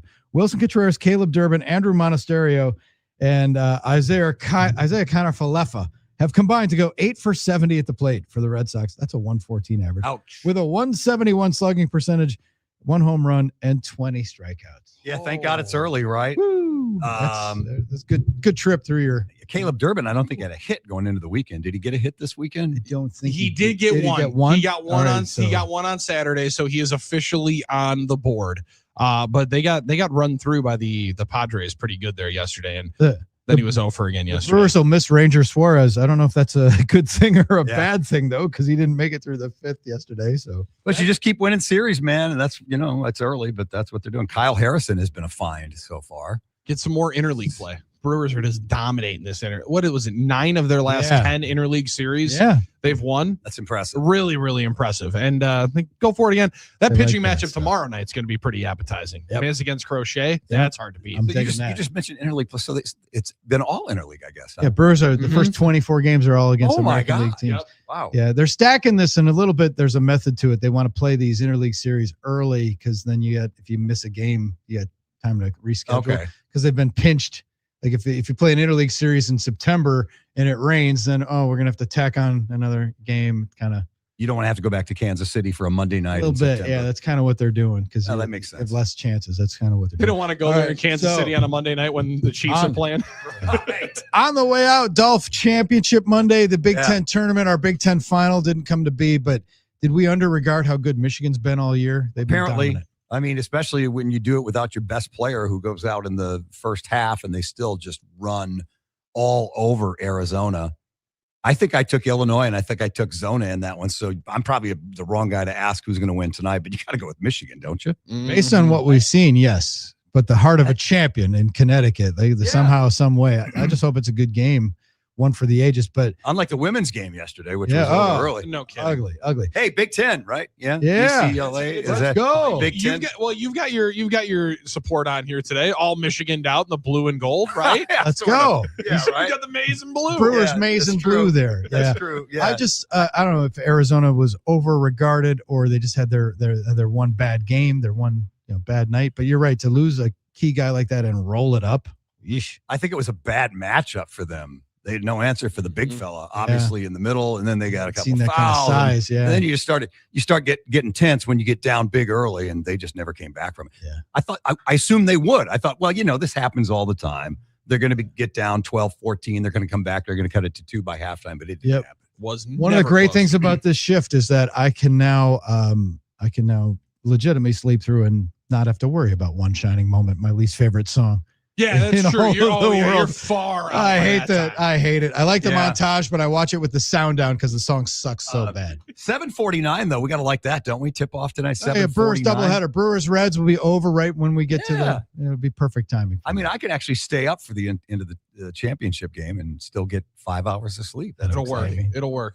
Thank God. Game Ball to Dolph. Thanks for popping by. Boys. Appreciate it. Scott Dolphin from the Country Station and down the hall. When we come back, we're going to hear from Hunter Baumgart. He's got a little preview for us of the Brewers and the Red Sox and a wrap-up of the Brewers and the Royals. That lies ahead. It's the Huddle, Fox Sports Radio, Wisconsin.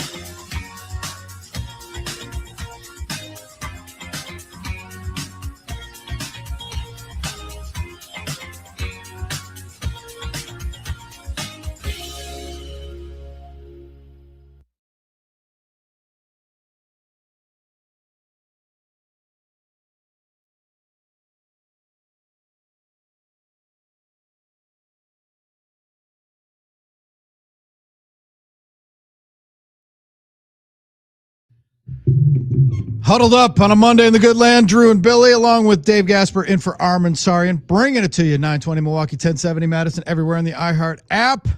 Game balls and kicks of the balls, get them to us. NicoletLaw.com, talking text line 877-794-1973. Still our number. It remains. You can also reach out to us on the socials. Comment on the stream, Facebook, YouTube, and X as well. Brewers winning a series against the Royals. They head to Fenway Park to play the struggling Red Sox tonight. Lots of good parallels. This is still one of the best spots for travel for the writers to Boston. Yeah, this is the one park that, I mean, obviously Yankee Stadium is a great one to be able to see. I'd love to be able to. Citizens Bank, I always think, is on television one of the coolest ones to look at. Atmosphere, yeah. I've always heard PNC is the most beautiful spot in ball. It is. Yeah. But Fenway feels like the iconic mark that hasn't changed. If you haven't gone there, you're still missing out. Yep. You got to make the pilgrimage. It's the Lambeau Field.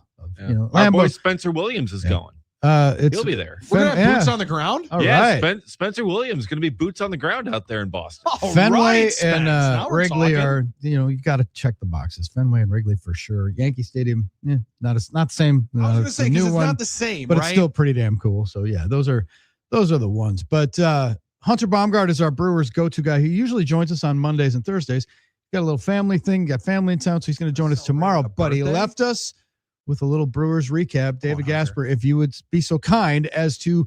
Thanks, guys. The Brewers get an 8-5 win on Sunday afternoon over the Kansas City Royals. Kyle Harrison with another strong start. His second as a Brewer, 5 1/3, 2 earned runs, 6 strikeouts as well. So the Brewers get another series victory. They're 3 for 3 on those so far this season. They're 7-2. They've averaged 6.7 runs per game so far. And in 6 of their 9 games so far, they've scored 5+ runs. The offense has been real hot to start the season. They start a series in Boston tonight. Boston not doing too well. They're 2-7 on the season so far. Brandon Woodruff on the mound tonight, Jacob Mizorowski tomorrow, and then Chad Patrick on Wednesday. This report brought to you by Import Minded, your trusted choice for exceptional vehicle care on South 27th, just north of 894. Back to you guys. Of our updates from Hunter Baumgart. Todd Rosiak posted a video of an interview with Kyle Harrison talking about having another strong outing. Mm-hmm. And then Todd points out as an aside, does anyone notice physical, verbal similarities to Corbin Burns?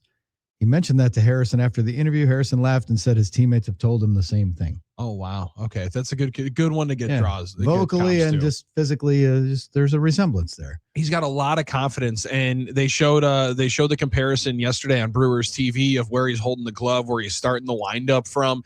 It's not surprising ever now that the Brewers are able to put some magic pixie dust and work some magic on some pitchers. But I also like one of the easiest things to do is just overcomplicate the game.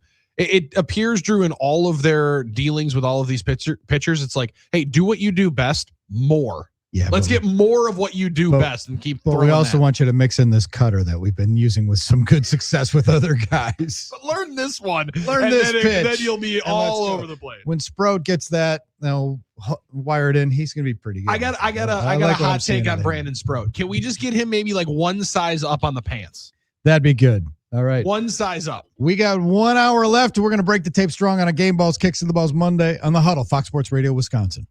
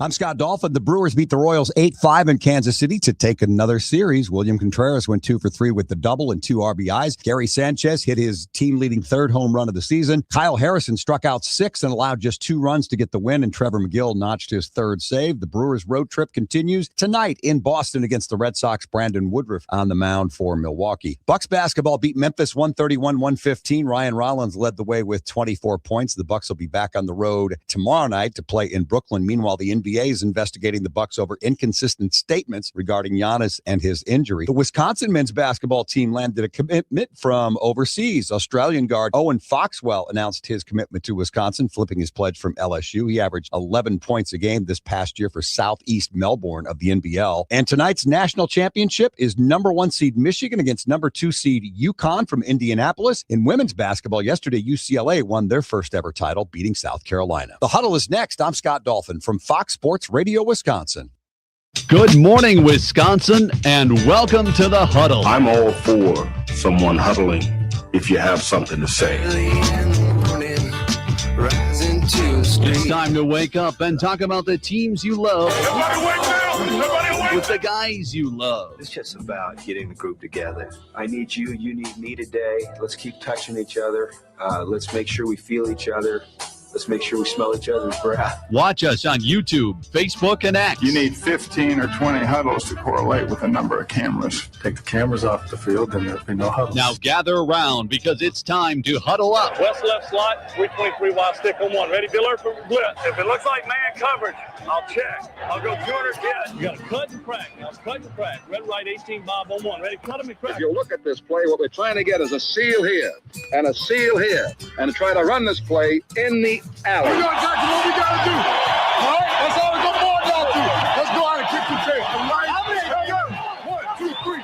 Keep doing what you're doing. Get our guys after and make the play. Be right all the way outside. Wide, left, fake, 396 bag, D-hand, D-puck. Is that long enough for you? I want you to be proud of your profession. It's a great profession. Go out there and play this ball game like I know you can play it. With Drew Olson, Mythical, legendary figure. Bill Schmidt, Oh, my God. This man's been out all night. Armin Sarian. This is it. Don't get scared now. Sanchez, we ready? Fox Sports Radio Wisconsin is on the air. Rolling through a Monday in the good land. It's the Huddle. Drew Olson, Bill Schmidt, Dave Gasper's in for Armin today. Armin enjoying a week of vacation. Mine's coming up in a couple weeks. Billy. Come on you due now. for one soon? Yeah, I gotta figure that out. The tough thing is, life ends up being an ultimate vacation, right? Because they're not busy at all, they're not worrying. They have 2 kids, so life's just a beautiful vacation. But no, I think the tough one is actually my wife is going out of town, and I was like, wow, that was going to be a great week to go take a vacation of my own. But now, then you would look like the ultimate You would. jerk if you took the ultimate Viking weekend It's and true. took that one. So we'll strategically plan some of these, but the month of July might be a little bit scarce for your boy. Right. Speaking of vacations, we found out the Packers' schedule for workouts and stuff. Their first day of Get me off-season excited. program is 4/20. Go figure. Come on now. Listen, that's a tough day for that April test. 20th. Tough day for that initial test, or maybe the best day for the test, Drew, because Essentially. give yourself 3 weeks and then Yep. in the morning. OTAs, May 27th to the 29th, June 2nd to the 4th, June 9th to the 11th, and mandatory mini camp will be June 16th and 17th. Our first chance to see how the messaging potential shift from Matt LaFleur goes, as he talked with different outlets last week at the owners meeting after saying it to the reporters, like, guys weren't comfortable with their role. Maybe it's something that I had to do in how I'm discussing and how I'm communicating to players. So are we just going to expect to see a warm and cuddly Matt LaFleur there at the OTAs, or Going to be interesting. is he going to jump himself back onto the basketball floor, Drew, and get competitive and playing hoops with the guys? Is that the way to connect with more? I just think it's funny to hear somebody actually say it. You know what? I'm just going to be a better talker to my friends. I'm going to communicate better with everyone. It's a lot easier said than done if it's feels like you're ultimately changing a little bit of who you are. Absolutely true. The Ravens begin their offseason program today, and the other teams with new coaches, Cardinals, Bills, Falcons, Browns, Raiders, Dolphins, Giants, Steelers, and Titans will begin tomorrow. And a ton of new there, a ton of different teams that are not expected to do a whole lot of stuff. And then there's the Buffalo Bills. like smack dab right there in the middle. You almost forget that they got rid of Sean McDermott at the end of the year. In, I think, objectively, the worst playoff game Josh Allen had ever played in his career, cost his longtime and only head coach in the NFL his job, and gives it to the offensive coordinator. Joe Brady looked cool in that head coach's picture, but we're going to see how much different that is for him going from, I mean, we always say, like, I know there were some Packers fans that were talking to us during Packers OTs throughout the year, like, Jeff Hafley's in the building. How are you going to let him walk, go be a head coach somewhere else? It's tough when you just jump over one seat and everybody still is going to see you first as the OC. How do you transition to that head coaching hat? That's going to be a fascinating one to watch. But you got me way too excited, Drew, when you said Packers schedule, because there was a point in time. There was a life that we lived not that long ago where the schedule came out right about now. Yeah. Instead, we got to wait another month plus for them to tell you where, when, and who on what day they're playing these games. That's a crazy part. Yeah, that kind of stinks. Hit us up, 877-794-1973, NicoletLaw.com, talking text line. Feel free to send us your game balls and kicks the balls. If you're just waking up, get them to us. You can do it on the stream as well, on the YouTube stream. We're streaming on X and Facebook We got a couple as of them well. here. Let's fire some up. Friend Dobler said game ball to Brandon Lockridge, batting over 300, 348. To be exact. Sorry about that, Dave. Now we have pocket turtles, pocket animals for the win. Now, Brandon Lockridge, Breckenridge might have been a little bit of a pocket secret that the Brewers had there for a while. He did not do the Brad Nelson, Drew. No. He actually brought the spring training success into the regular season, coincidentally also kicking the balls to Sal Frelick hitting 192. But whether or not it's the Boston cooking or an IL stint, I feel like that might change here pretty quickly. Yeah. 41 years old. It's two cities I do not like playing in right now. And that's Milwaukee and that's me. That's our kick to the ball sounder today. So yeah, Frelick with the side injury, possibly oblique. We'll see. Stay tuned for details. Yes, it's definitely something. How about Matos throwing a guy out in his first game with the Brew Crew? How about that? Yeah, base hit. And like 24 years old, they liked him and he decimated him last year. It makes sense that they took the flyer. It's funny because the Cardinals are in rebuild mode right now. That's a beautiful thing for you to say. And they're sitting one of my favorite. They're sitting ahead of the last place Cubs in the NL Central. If you want to take a look at the standings today and clip it. If you want to take the MLB standings today, clip it and pin it to the fridge. The Brewers are tied for the best record in ball with the Yankees and Dodgers. I love that. Love that for us. You got that going like a game for ball you. to me. You know? Yeah. No kidding, Dave. So now we got pocket turtles. Now we have pocket turtles, pocket animals for the win. And Brewers also have, after last year's start, they have the best run differential in Major League Baseball. And amongst those teams. Now, so they have that, but the Brewers, I've talked about it before. The Brewers are getting to this standard that I used to say with the Cardinals. Mm-hmm. The Cardinals were a team that even when they're bad, and I always say this because when you want to be a good organization in the major leagues, at your worst, you're a 500 team. Yep. And that's what the way the Cardinals were for years. Like my entire life. They're playing badly. We're in July and they're 500. Like there's like that would be a crisis mode. Like, why aren't we better? Why are we only 500? That was like their baseline.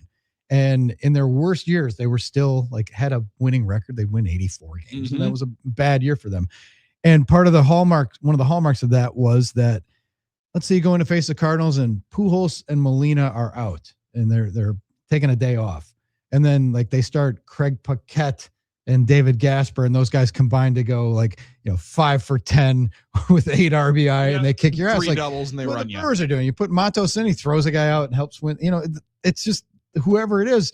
When the Brewers threw Durbin in there last year and he became a Rookie of the Year candidate. When it's just something about this land of opportunity that you had Matt Arnold talked about it, and it's like it is. If you can be a land of misfit toys, then you can also be the rehab shop that then sells those ones. That is being able to cash in on the turnabout. How about Isaac Collins? He was like a 28-year-old rookie last year that would have been was a Rule 5 and kind of a throwaway guy. they end up turning him and Nick Mears into Angel Serpa, who appears to be a legit guy out of the pen, because they put their pixie dust on somebody and teams then want him. Drew, the Cardinal part is, I got some pushback for saying that it felt like the Brewers were entering that zone for how teams looked at them. And I think it's spot on. And that was always the dream, was that you could be the team that moves off of the young player at the perfect time. Now, listen, we're a week in, but it sounds like the Sports Hub in Boston thinks that the Brewers did the exact same thing with Durbin, where they're like, hold on, we got a no ceiling player. This guy's got no ceiling. And all of a sudden now you're trading 3 different players and he's the centerpiece and he's got 1 hit through 9 games.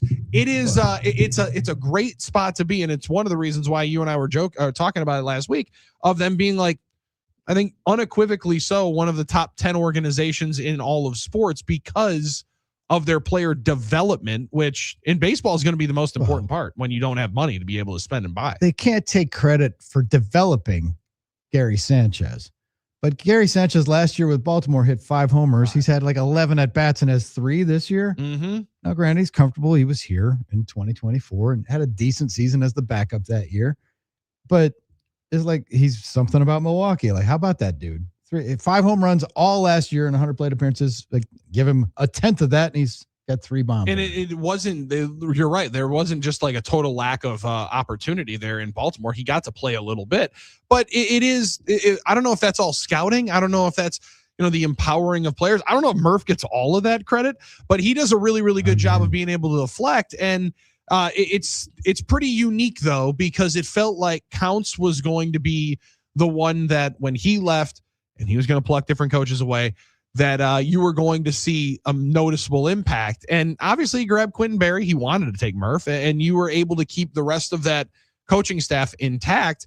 They've had different pieces go in and out, but the core, what is it? The ivory tower, as Murph calls it, that kind of has been all untouched. And I'm wondering when that starts getting plucked from Drew as well. More of the brain trust with the Brewers and being able to identify different guys that are going to fit their mold and be able to be enhanced or a little bit improved when they get here. And just, you got to remind yourself, 7-2 tied for the best record in baseball. Now, obviously it's early, sure, but it's a much better start than last year when they won 97 games. Like I've been saying this, I don't know, Brewers might be a better team this year and win fewer games than last year, and they don't need to go 29-2. Totally agree. They're not burying themselves with a bad start. And they're still currently, as we look right now, well, now at plus 175, the Cubs have dropped behind them at plus 200. But until just now, they were still second in odds to win the NL Central. Even though they've had this start, you've seen with the Cubs, they're already dealing with some injuries as well in their pitching staff. But talent-wise, roster-wise, the name brands are a little bit different on the Cubs side, always has been. But it does appear now that even like yesterday, they were a plus 110 on the money line in that game. Betting against the Brewers in the regular season, that's just a dangerous, dangerous philosophy. Especially against an American League foe. Now, the thing with the Brewers is they're 9 games in and they're halfway to the first goal. I've said, learn this from Joe Torre, get to 10 over 500 as fast as you can. Because if you get to 10 over 500, that's your first goal of any season. Because once you get there, if you look at it, no matter where you are in the season, better to do it earlier than later. But when you got that buffer, and if you think about it, you get to 10 games over. If you play 500 the rest of the year, you're winning 90 games and you're in the mix. Well, 10 games over to me is the magic number. And the earlier you reach it, the better.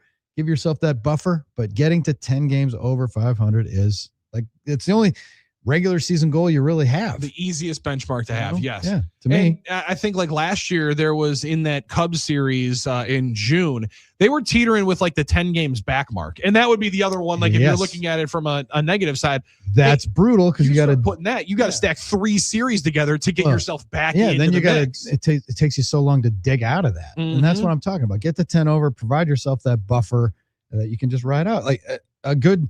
That way, if somebody else is 15-1, you're right in the mix anyway, because the market's gonna correct for them. For sure. It's a level of excellence is getting to 10 games over 500 and then kind of cruise from there. I think sadly, as the Brewers taught us quite a bit during the 2010s in that era, you cannot win a division in September and May, or in April and May. You definitely can't in the first 2 months.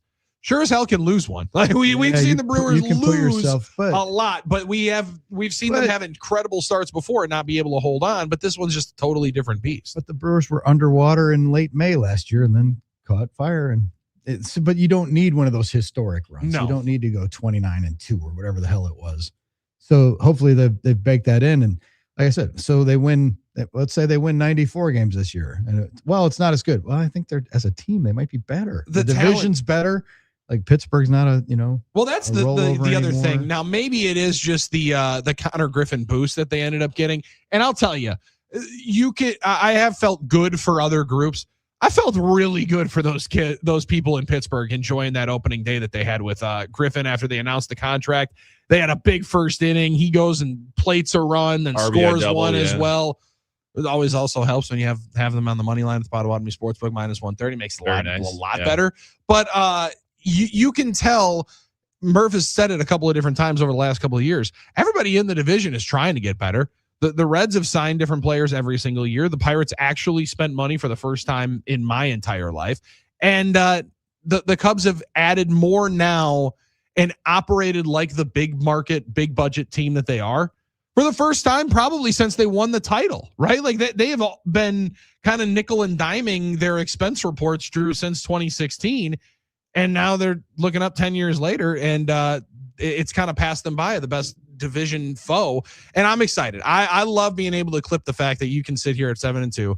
They're 4-5. And also one kick to the balls to Craig Counsell here today. Not for anything. 41 years old. It's two cities I do not like playing in right now. And that's Milwaukee and that's Memphis. No, it's for something that the internet was able to acquire. And it's tough.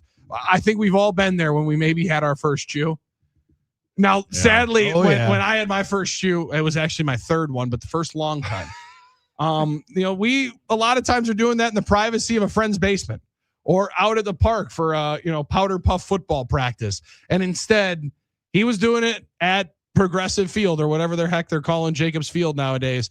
And man, he threw that shoe in. He tossed that thing out as quick as possible because he looked like he was about to upchuck right on the field. That gag meme is going to be one of my favorite ones to drop during all of the Brewer victories over the Cubs this year. Even better than the Counsell like fist bump during spring training where he's just kind of even celebrating the coughing, the choking on it. I'll be honest, I actually think I might like that one better than the phone. Than going and turning and grabbing the bullpen phone right as the ball gets hit. That was tremendous because he takes that first spit and he's like, hold on. Yeah. Who grabbed the Kodiak? That's so funny. Oh my gosh. And it's just seeing all of the Stoker's tubs that you must have in the back of those dugouts. And all of a sudden he's like, wait, who swapped my wintergreen out for that Stoker's tub at $5 that you guys grabbed in the back? There was a time I don't think Craig liked it when they caught him, the Fox Sports Wisconsin or whatever, FanDuel or whoever the provider was at the time. Yeah, he didn't like it when they caught him, putting in a dip or having a dip. His kids are watching and stuff, and that one not flattering yesterday. Yeah. Oh man, not flattering. Optimal. But listen, that's you swallow even a tick of that. We've all seen the one buddy that doesn't realize that. Ooh, that's a little bit tight. That's a little bit dicier than you thought it was. Yeah. So we didn't get a chance to talk about this because we talked about the April Fool's prank that the Wizards pulled. Mm-hmm. And it turned out that everybody got mad at that. They had a lot of blowback, but it was a work. It was somebody from their entertainment staff. They blindfold the guy, have him shoot a half-court shot, and then when they put the blindfold on, they tell the crowd to go crazy even if he misses it because then they'll fool him. And everybody got mad at that. The Wizards share a market with the Nationals, who had a really cool moment that went viral at their opener. Because it's the 21st year of Nationals Park. This was genius. And they brought in a girl, and I didn't know they do this. The ceremonial first sip, sponsored by Budweiser. That's awesome. I think the Bucks should totally steal that. The Bucks are also a Budweiser building, sadly, to my chagrin. I can't get a high life at a Bucks game. But they should do before the tip. They should do the tip before the tip. First, have Bakhtiari or somebody just sip a beer, chug it, whatever you want to do. But they brought in this 21-year-old woman who was born on the day she was celebrating her 21st birthday. She was born on the day that the park opened, and her parents are big Nationals fans, and she's been to tons of games. There's all these pictures of her as a little kid. Sorcha Lewis was her name, and she was born on the same day the team played its first game, and she had the ceremonial first sip, and everybody's like, oh, her first legal beer. Is like, she chugged half of it. I don't think it was her first. I was going to say, did well if it was her first. But it was really cool atmosphere, and so they celebrated that. She was celebrated for the ballpark is now of legal drinking age, and so is Sorcha Lewis, a fan who was born on that day. Cool. It's tremendous. Cool. Now, the deal, I did not realize that this is, so they do this every game. Apparently. That is the best part. I thought it was just a celebration, first sip, just toast to the ballpark. But if you're doing that every single game, that is absolutely one that you need to be If they're not, they should. And the Brewers, given that they take their name from the brewing industry, should have a first sip as well. But it's perfect for the Bucks. The tip before the tip. Because they're also a Budweiser building. If this is a thing, I don't know if it's a thing or not. It should be. It should be. And frankly, the Brewers should steal it because everybody has tried to steal and duplicate the sausage race. That's true. And the Nationals are one of the first ones. The stupid running presidents. Come on. That is taken right away. So we take this one just like in radio. If you steal something from the Brewers, you stole it twice. That's right. Or like from us. No question. Yeah, exactly. By the way, the Bucks game, I mean, the loudest pops yesterday. How was it in the building yesterday? Well, it was kind of sedate. It was chill. It was Easter. Not a big crowd. Two, basic glorified G League teams. I was wondering how what kind of pops were getting outside of the Rivers. Until you got to the end when Thanasis, the human victory cigar, came in, and then Alex came in, and they combined on that alley-oop. Until you got to that moment, the biggest pops, Torian Prince hit some threes, and that was cool.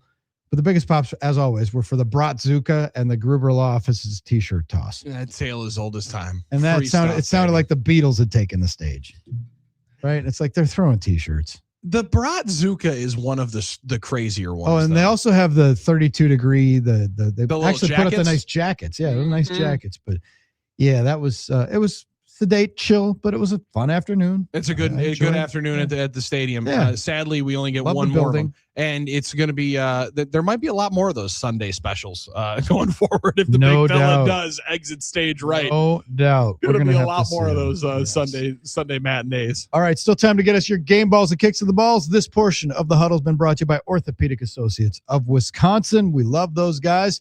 Dr. Matthew Bong, the best, my hip replacement specialist. They're the best. If you have a sports injury or if you just have chronic pain that's been bugging you, no matter where it is, start your journey at orthowisconsin.com. You won't look back.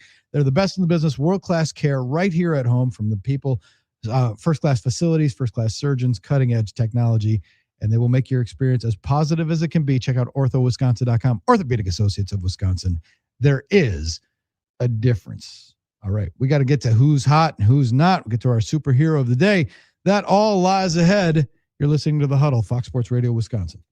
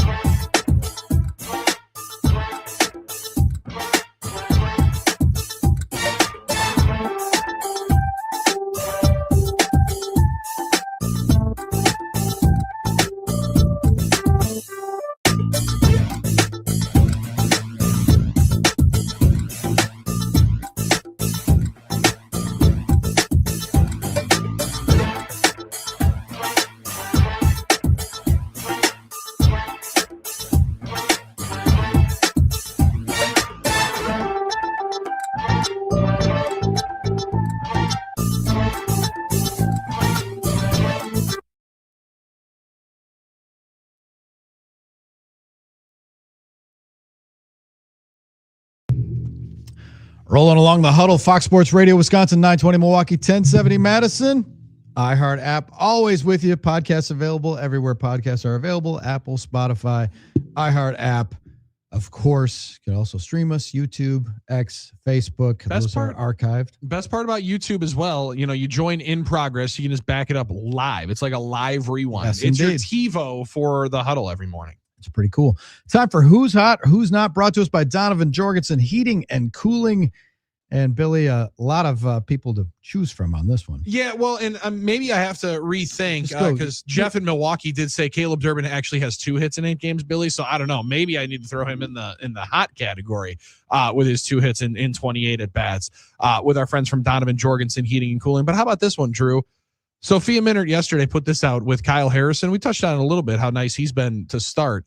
14 strikeouts in his first 2 starts with the Brewers, tying a guy named CC Sabathia for most in his first 2 starts by a left-handed pitcher. All right. That's good company to be able to put yourself in. And the Harrison deal, obviously he's the centerpiece. He's the crown jewel. Man, David Hamilton has been very, very fun to be able to find for the Brewers. And I'd also throw Luis Rengifo finding his way, getting closer into the hot category because, man, he is just scalding baseballs. He has hit into the absolute toughest of luck for the Crew, but he had 3 hits over the weekend as well as a 2-hit game in the 5-2 win in the first of the 2 on Saturday on Who's Hot, Who's Not with Donovan Jorgensen Heating and Cooling, the largest employee-owned HVAC company in the state of Wisconsin. They also right now offering 0% financing for 60 months on select models. Go check them out right now. DonovanJorgensen.com for more information.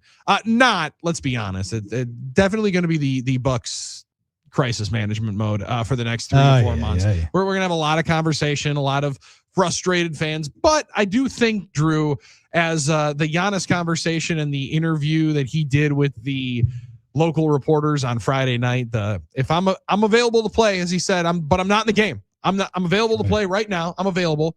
Do I look available? I don't see myself in the first 12. I don't see myself in the starting lineup. I don't know what game is being played here. I just don't want to be a part of it. It does appear that it's getting nastier and nastier as the summer turns and the summer gets closer. And I think we're going to find a pretty clear end in sight coming up. Probably. Soon. Bucks at Brooklyn tomorrow. They're in Detroit on Wednesday. Home against Brooklyn on Friday, and then we'll close out the season Sunday with a 5:00 tip against the Sixers in Philadelphia. So 1 home game left for the Bucks. That's Friday night, their second game of the week against the Nets. And I was really looking forward to that last game of the year when the schedule first came out because I thought, sweet, Bucks are going to be in the playoffs. Sixers are going to implode. They're going to be out of the playoffs. Embiid is going to be playing 35 games again, and it'll be a great time to dunk on the Nick Nurse experiment. Instead, they're the ones in the playoffs. The Bucks are the ones out, and Giannis is the one that played 35 games. So that one really blew up in my face on the prediction That's game. Pretty bizarre. Yeah, that's a tough flip. L. You're taking a tough L there. So yeah, the Bucks not hot at all, and it's coming to an end. It's coming to a head. 1 home game left.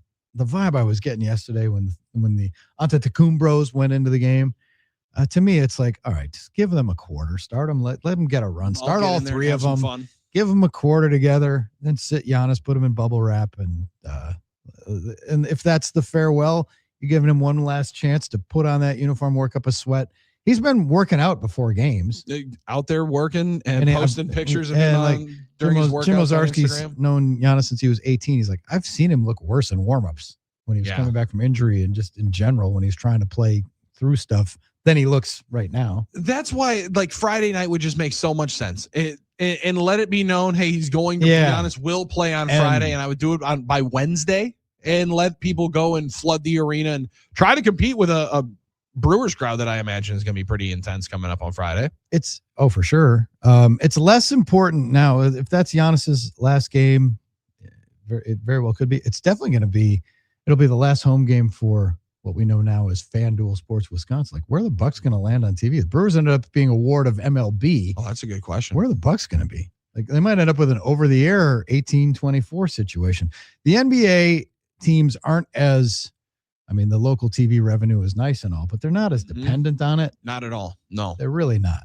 The national packages are so big, and it's all revenue shared throughout. So like it doesn't necessarily matter where or how your games are on. You're going to get that massive cash either way. And let's be honest, they could do some goodwill. They could probably afford some if they put an over-the-air product. They wouldn't be the first. They wouldn't be the only one. There are a lot of other teams in the league that are on the team and the league. I mean, and Phoenix, I think, was one of the first 18 or ones 24. People have talked about, or even now with the digital channels and stuff, or is it CBS 58? I was going to say, because I know 58 has a bunch of the games, but maybe they put it on WMLW. Like it does appear that they're headed towards that. And again, to have them on over-the-air TV would not be a bad thing going into next year if the product is what it might forecast to be. Or could it be in the cards, and we'll waive the consulting fee, that maybe the Brewers and Bucks collaborate, start their own network? They tried this years ago before anybody had cable. There was something called Sports View, where the Brewers and Bucks were available on a paid platform. That'd be perfect. And it was just ahead of its time. The reason it failed, you think of like Nessun and these other regional sports networks, Chicago has one, the CHGO or whatever it is, CSN or whatever it is. Yeah, if they had one of those, it was just before a few people had cable, and cable was kind of like, it was the dawn of the cable era, and people were like, what? I pay for have a box on my TV and watch something. Then it became, it was just ahead of its time. It makes way too much sense. Could they do it though? And that's the thing. They would compete for sponsors. Would it be conflicts because the Brewers are a Miller entity, the Bucks are a Budweiser entity? Would there be conflicts like that?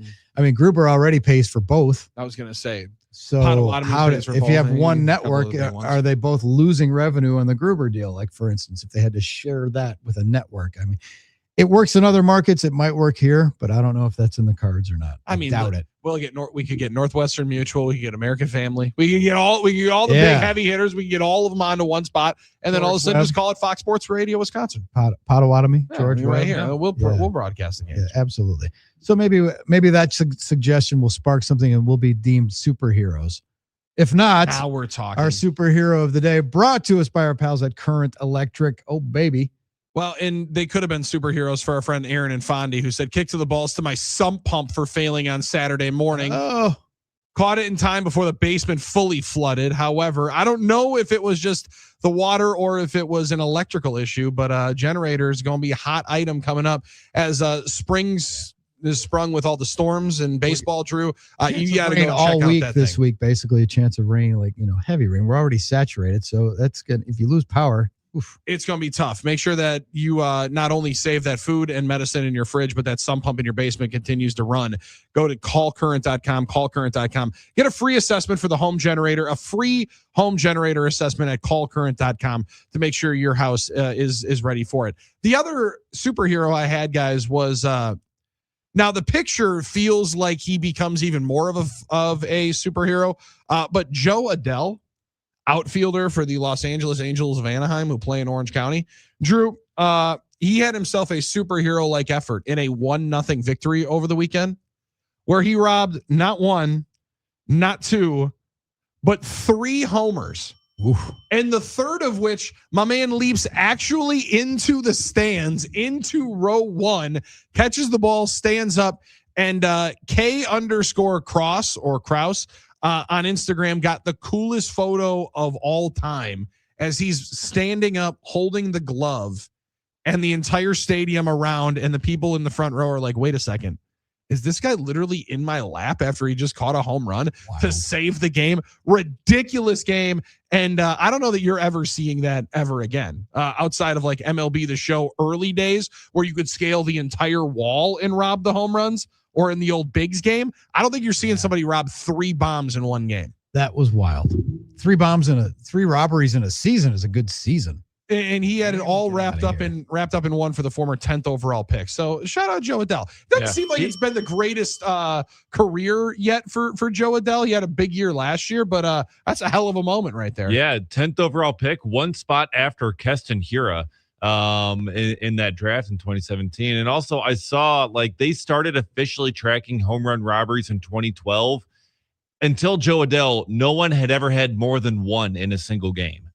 And he so, like no one had 2 and then he had 3. Yeah. Oh my God. I hope he did like I think he should have taken a card out of the Wilt page and just held up 3 and people had to look at That would have been good going forward. Like you're never touching this record, Bob. I don't know that you're going to ever get 3 chances at it, let alone in the season, like you mentioned. But have 3 in a game. That's a ridiculous number. Pretty epic. Brewers had a handful. Like, they've had with Frelick and Perkins. And I was going to say Blake Perkins, I think, has the most that I've ever seen from someone. Those are game changers.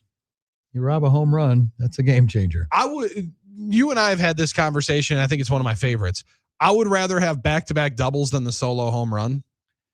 Yeah, man. You get the run, but you keep the rally rolling a little bit. That's my counterintuitive thing. I got to talk to the numbers guys, because I always say if you're down by, let's say you're down by 2 runs and you're in the bottom of the 9th inning, you want to lead off homer or you want to lead off double? Mm-hmm. Which one sets you up to win the game? Which one wins the game more often? The lead off homer might rattle the pitcher and stuff, and maybe it'll lead to a bigger inning and it gets you closer. But the double puts pressure on the defense, puts pressure on the pitcher. Everybody's thinking, everyone's tight, everyone gets excited. Do you score more runs with a leadoff homer in an inning or a leadoff double? That's the question. Where's Statman Steve when we need him? I was going to say that there's got to be a clear amount of numbers on that, but it feels like a robbery of a home run would be in that same. Oh yeah, those are game changers. That blows the entire especially place if it's off. an inning. Carlos Gomez back in the day. Yeah, the closest thing We've to got a couple of pick walk-off 6 in the NFL. That's exactly. Yeah, that is to end an inning like that and rob a homer. Game over. They say the double play is the pitcher's best friend. Well, I don't know. That robbery at the fence is pretty nice too. When you have the reaction saying "son of a," yeah, you're holding back your neck after the whiplash as you're seeing that thing fly out into the sky, and all of a sudden, whoa, hey, okay, that's right. Never mind. Don't have to throw another one. Did you see the game plan that whoever it was that they were playing that they wrote on their whiteboard the next day? Hit it away from Joe. Yeah, there's a game plan. Don't hit to Joe Adele. Yeah, great idea. That'll probably work out pretty well for you. That's a good way to start right there. That's right. So Cal Rowley was one of the first victims. My man's still waiting for his first bomb. I think he's going to hit enough, but he'll hit it's enough. a long way. He'll be fine. He'll be fine. NCAA Championship Monday tonight. We say goodbye to that, and then we get ready. We gear up for the Frozen Four this weekend. That'll take us into Masters Week.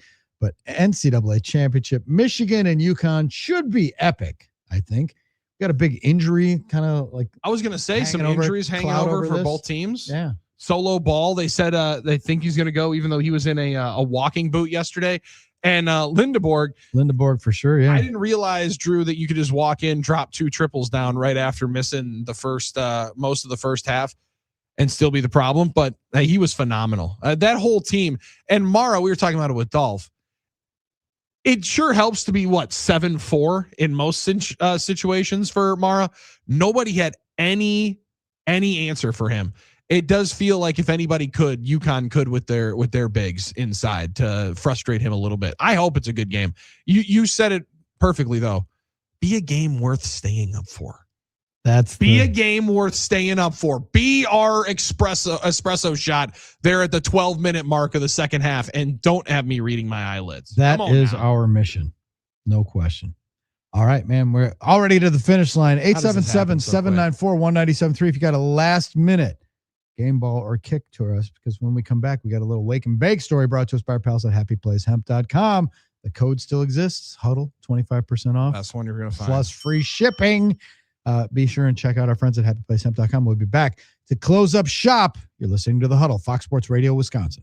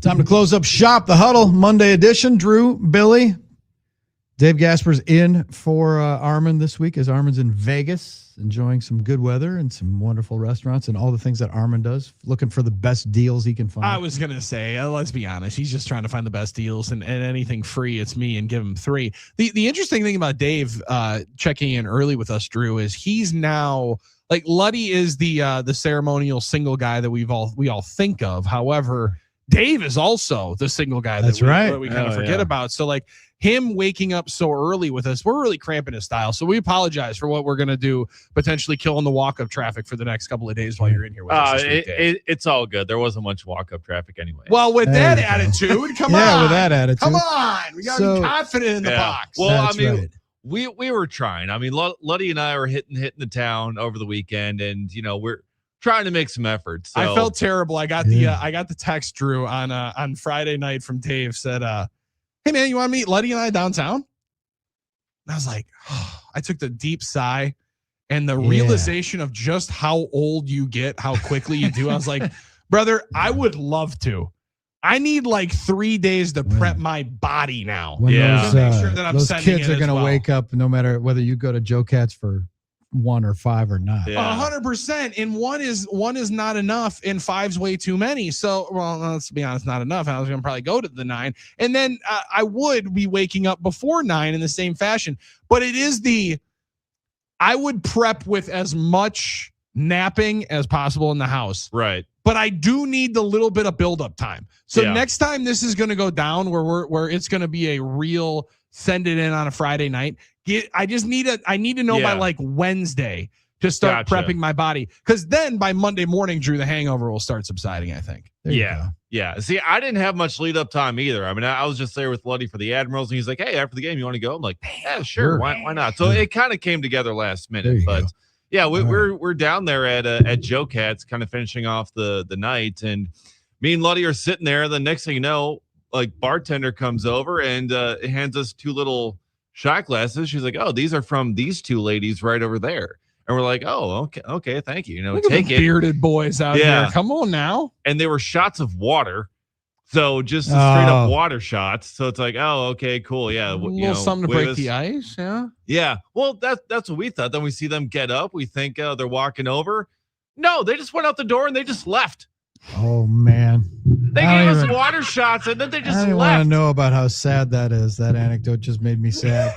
All right. We mentioned that Armin is in Vegas looking for deals. You can't find a better deal than 25% off the best CBD products you'll find anywhere. HappyPlaceHemp.com. Our pals, Rob and Chris and Muskego, the Drift Seltzer, the Drift Gummies, all the gummies and pet products and everything they make, the lotions, the muscle creams.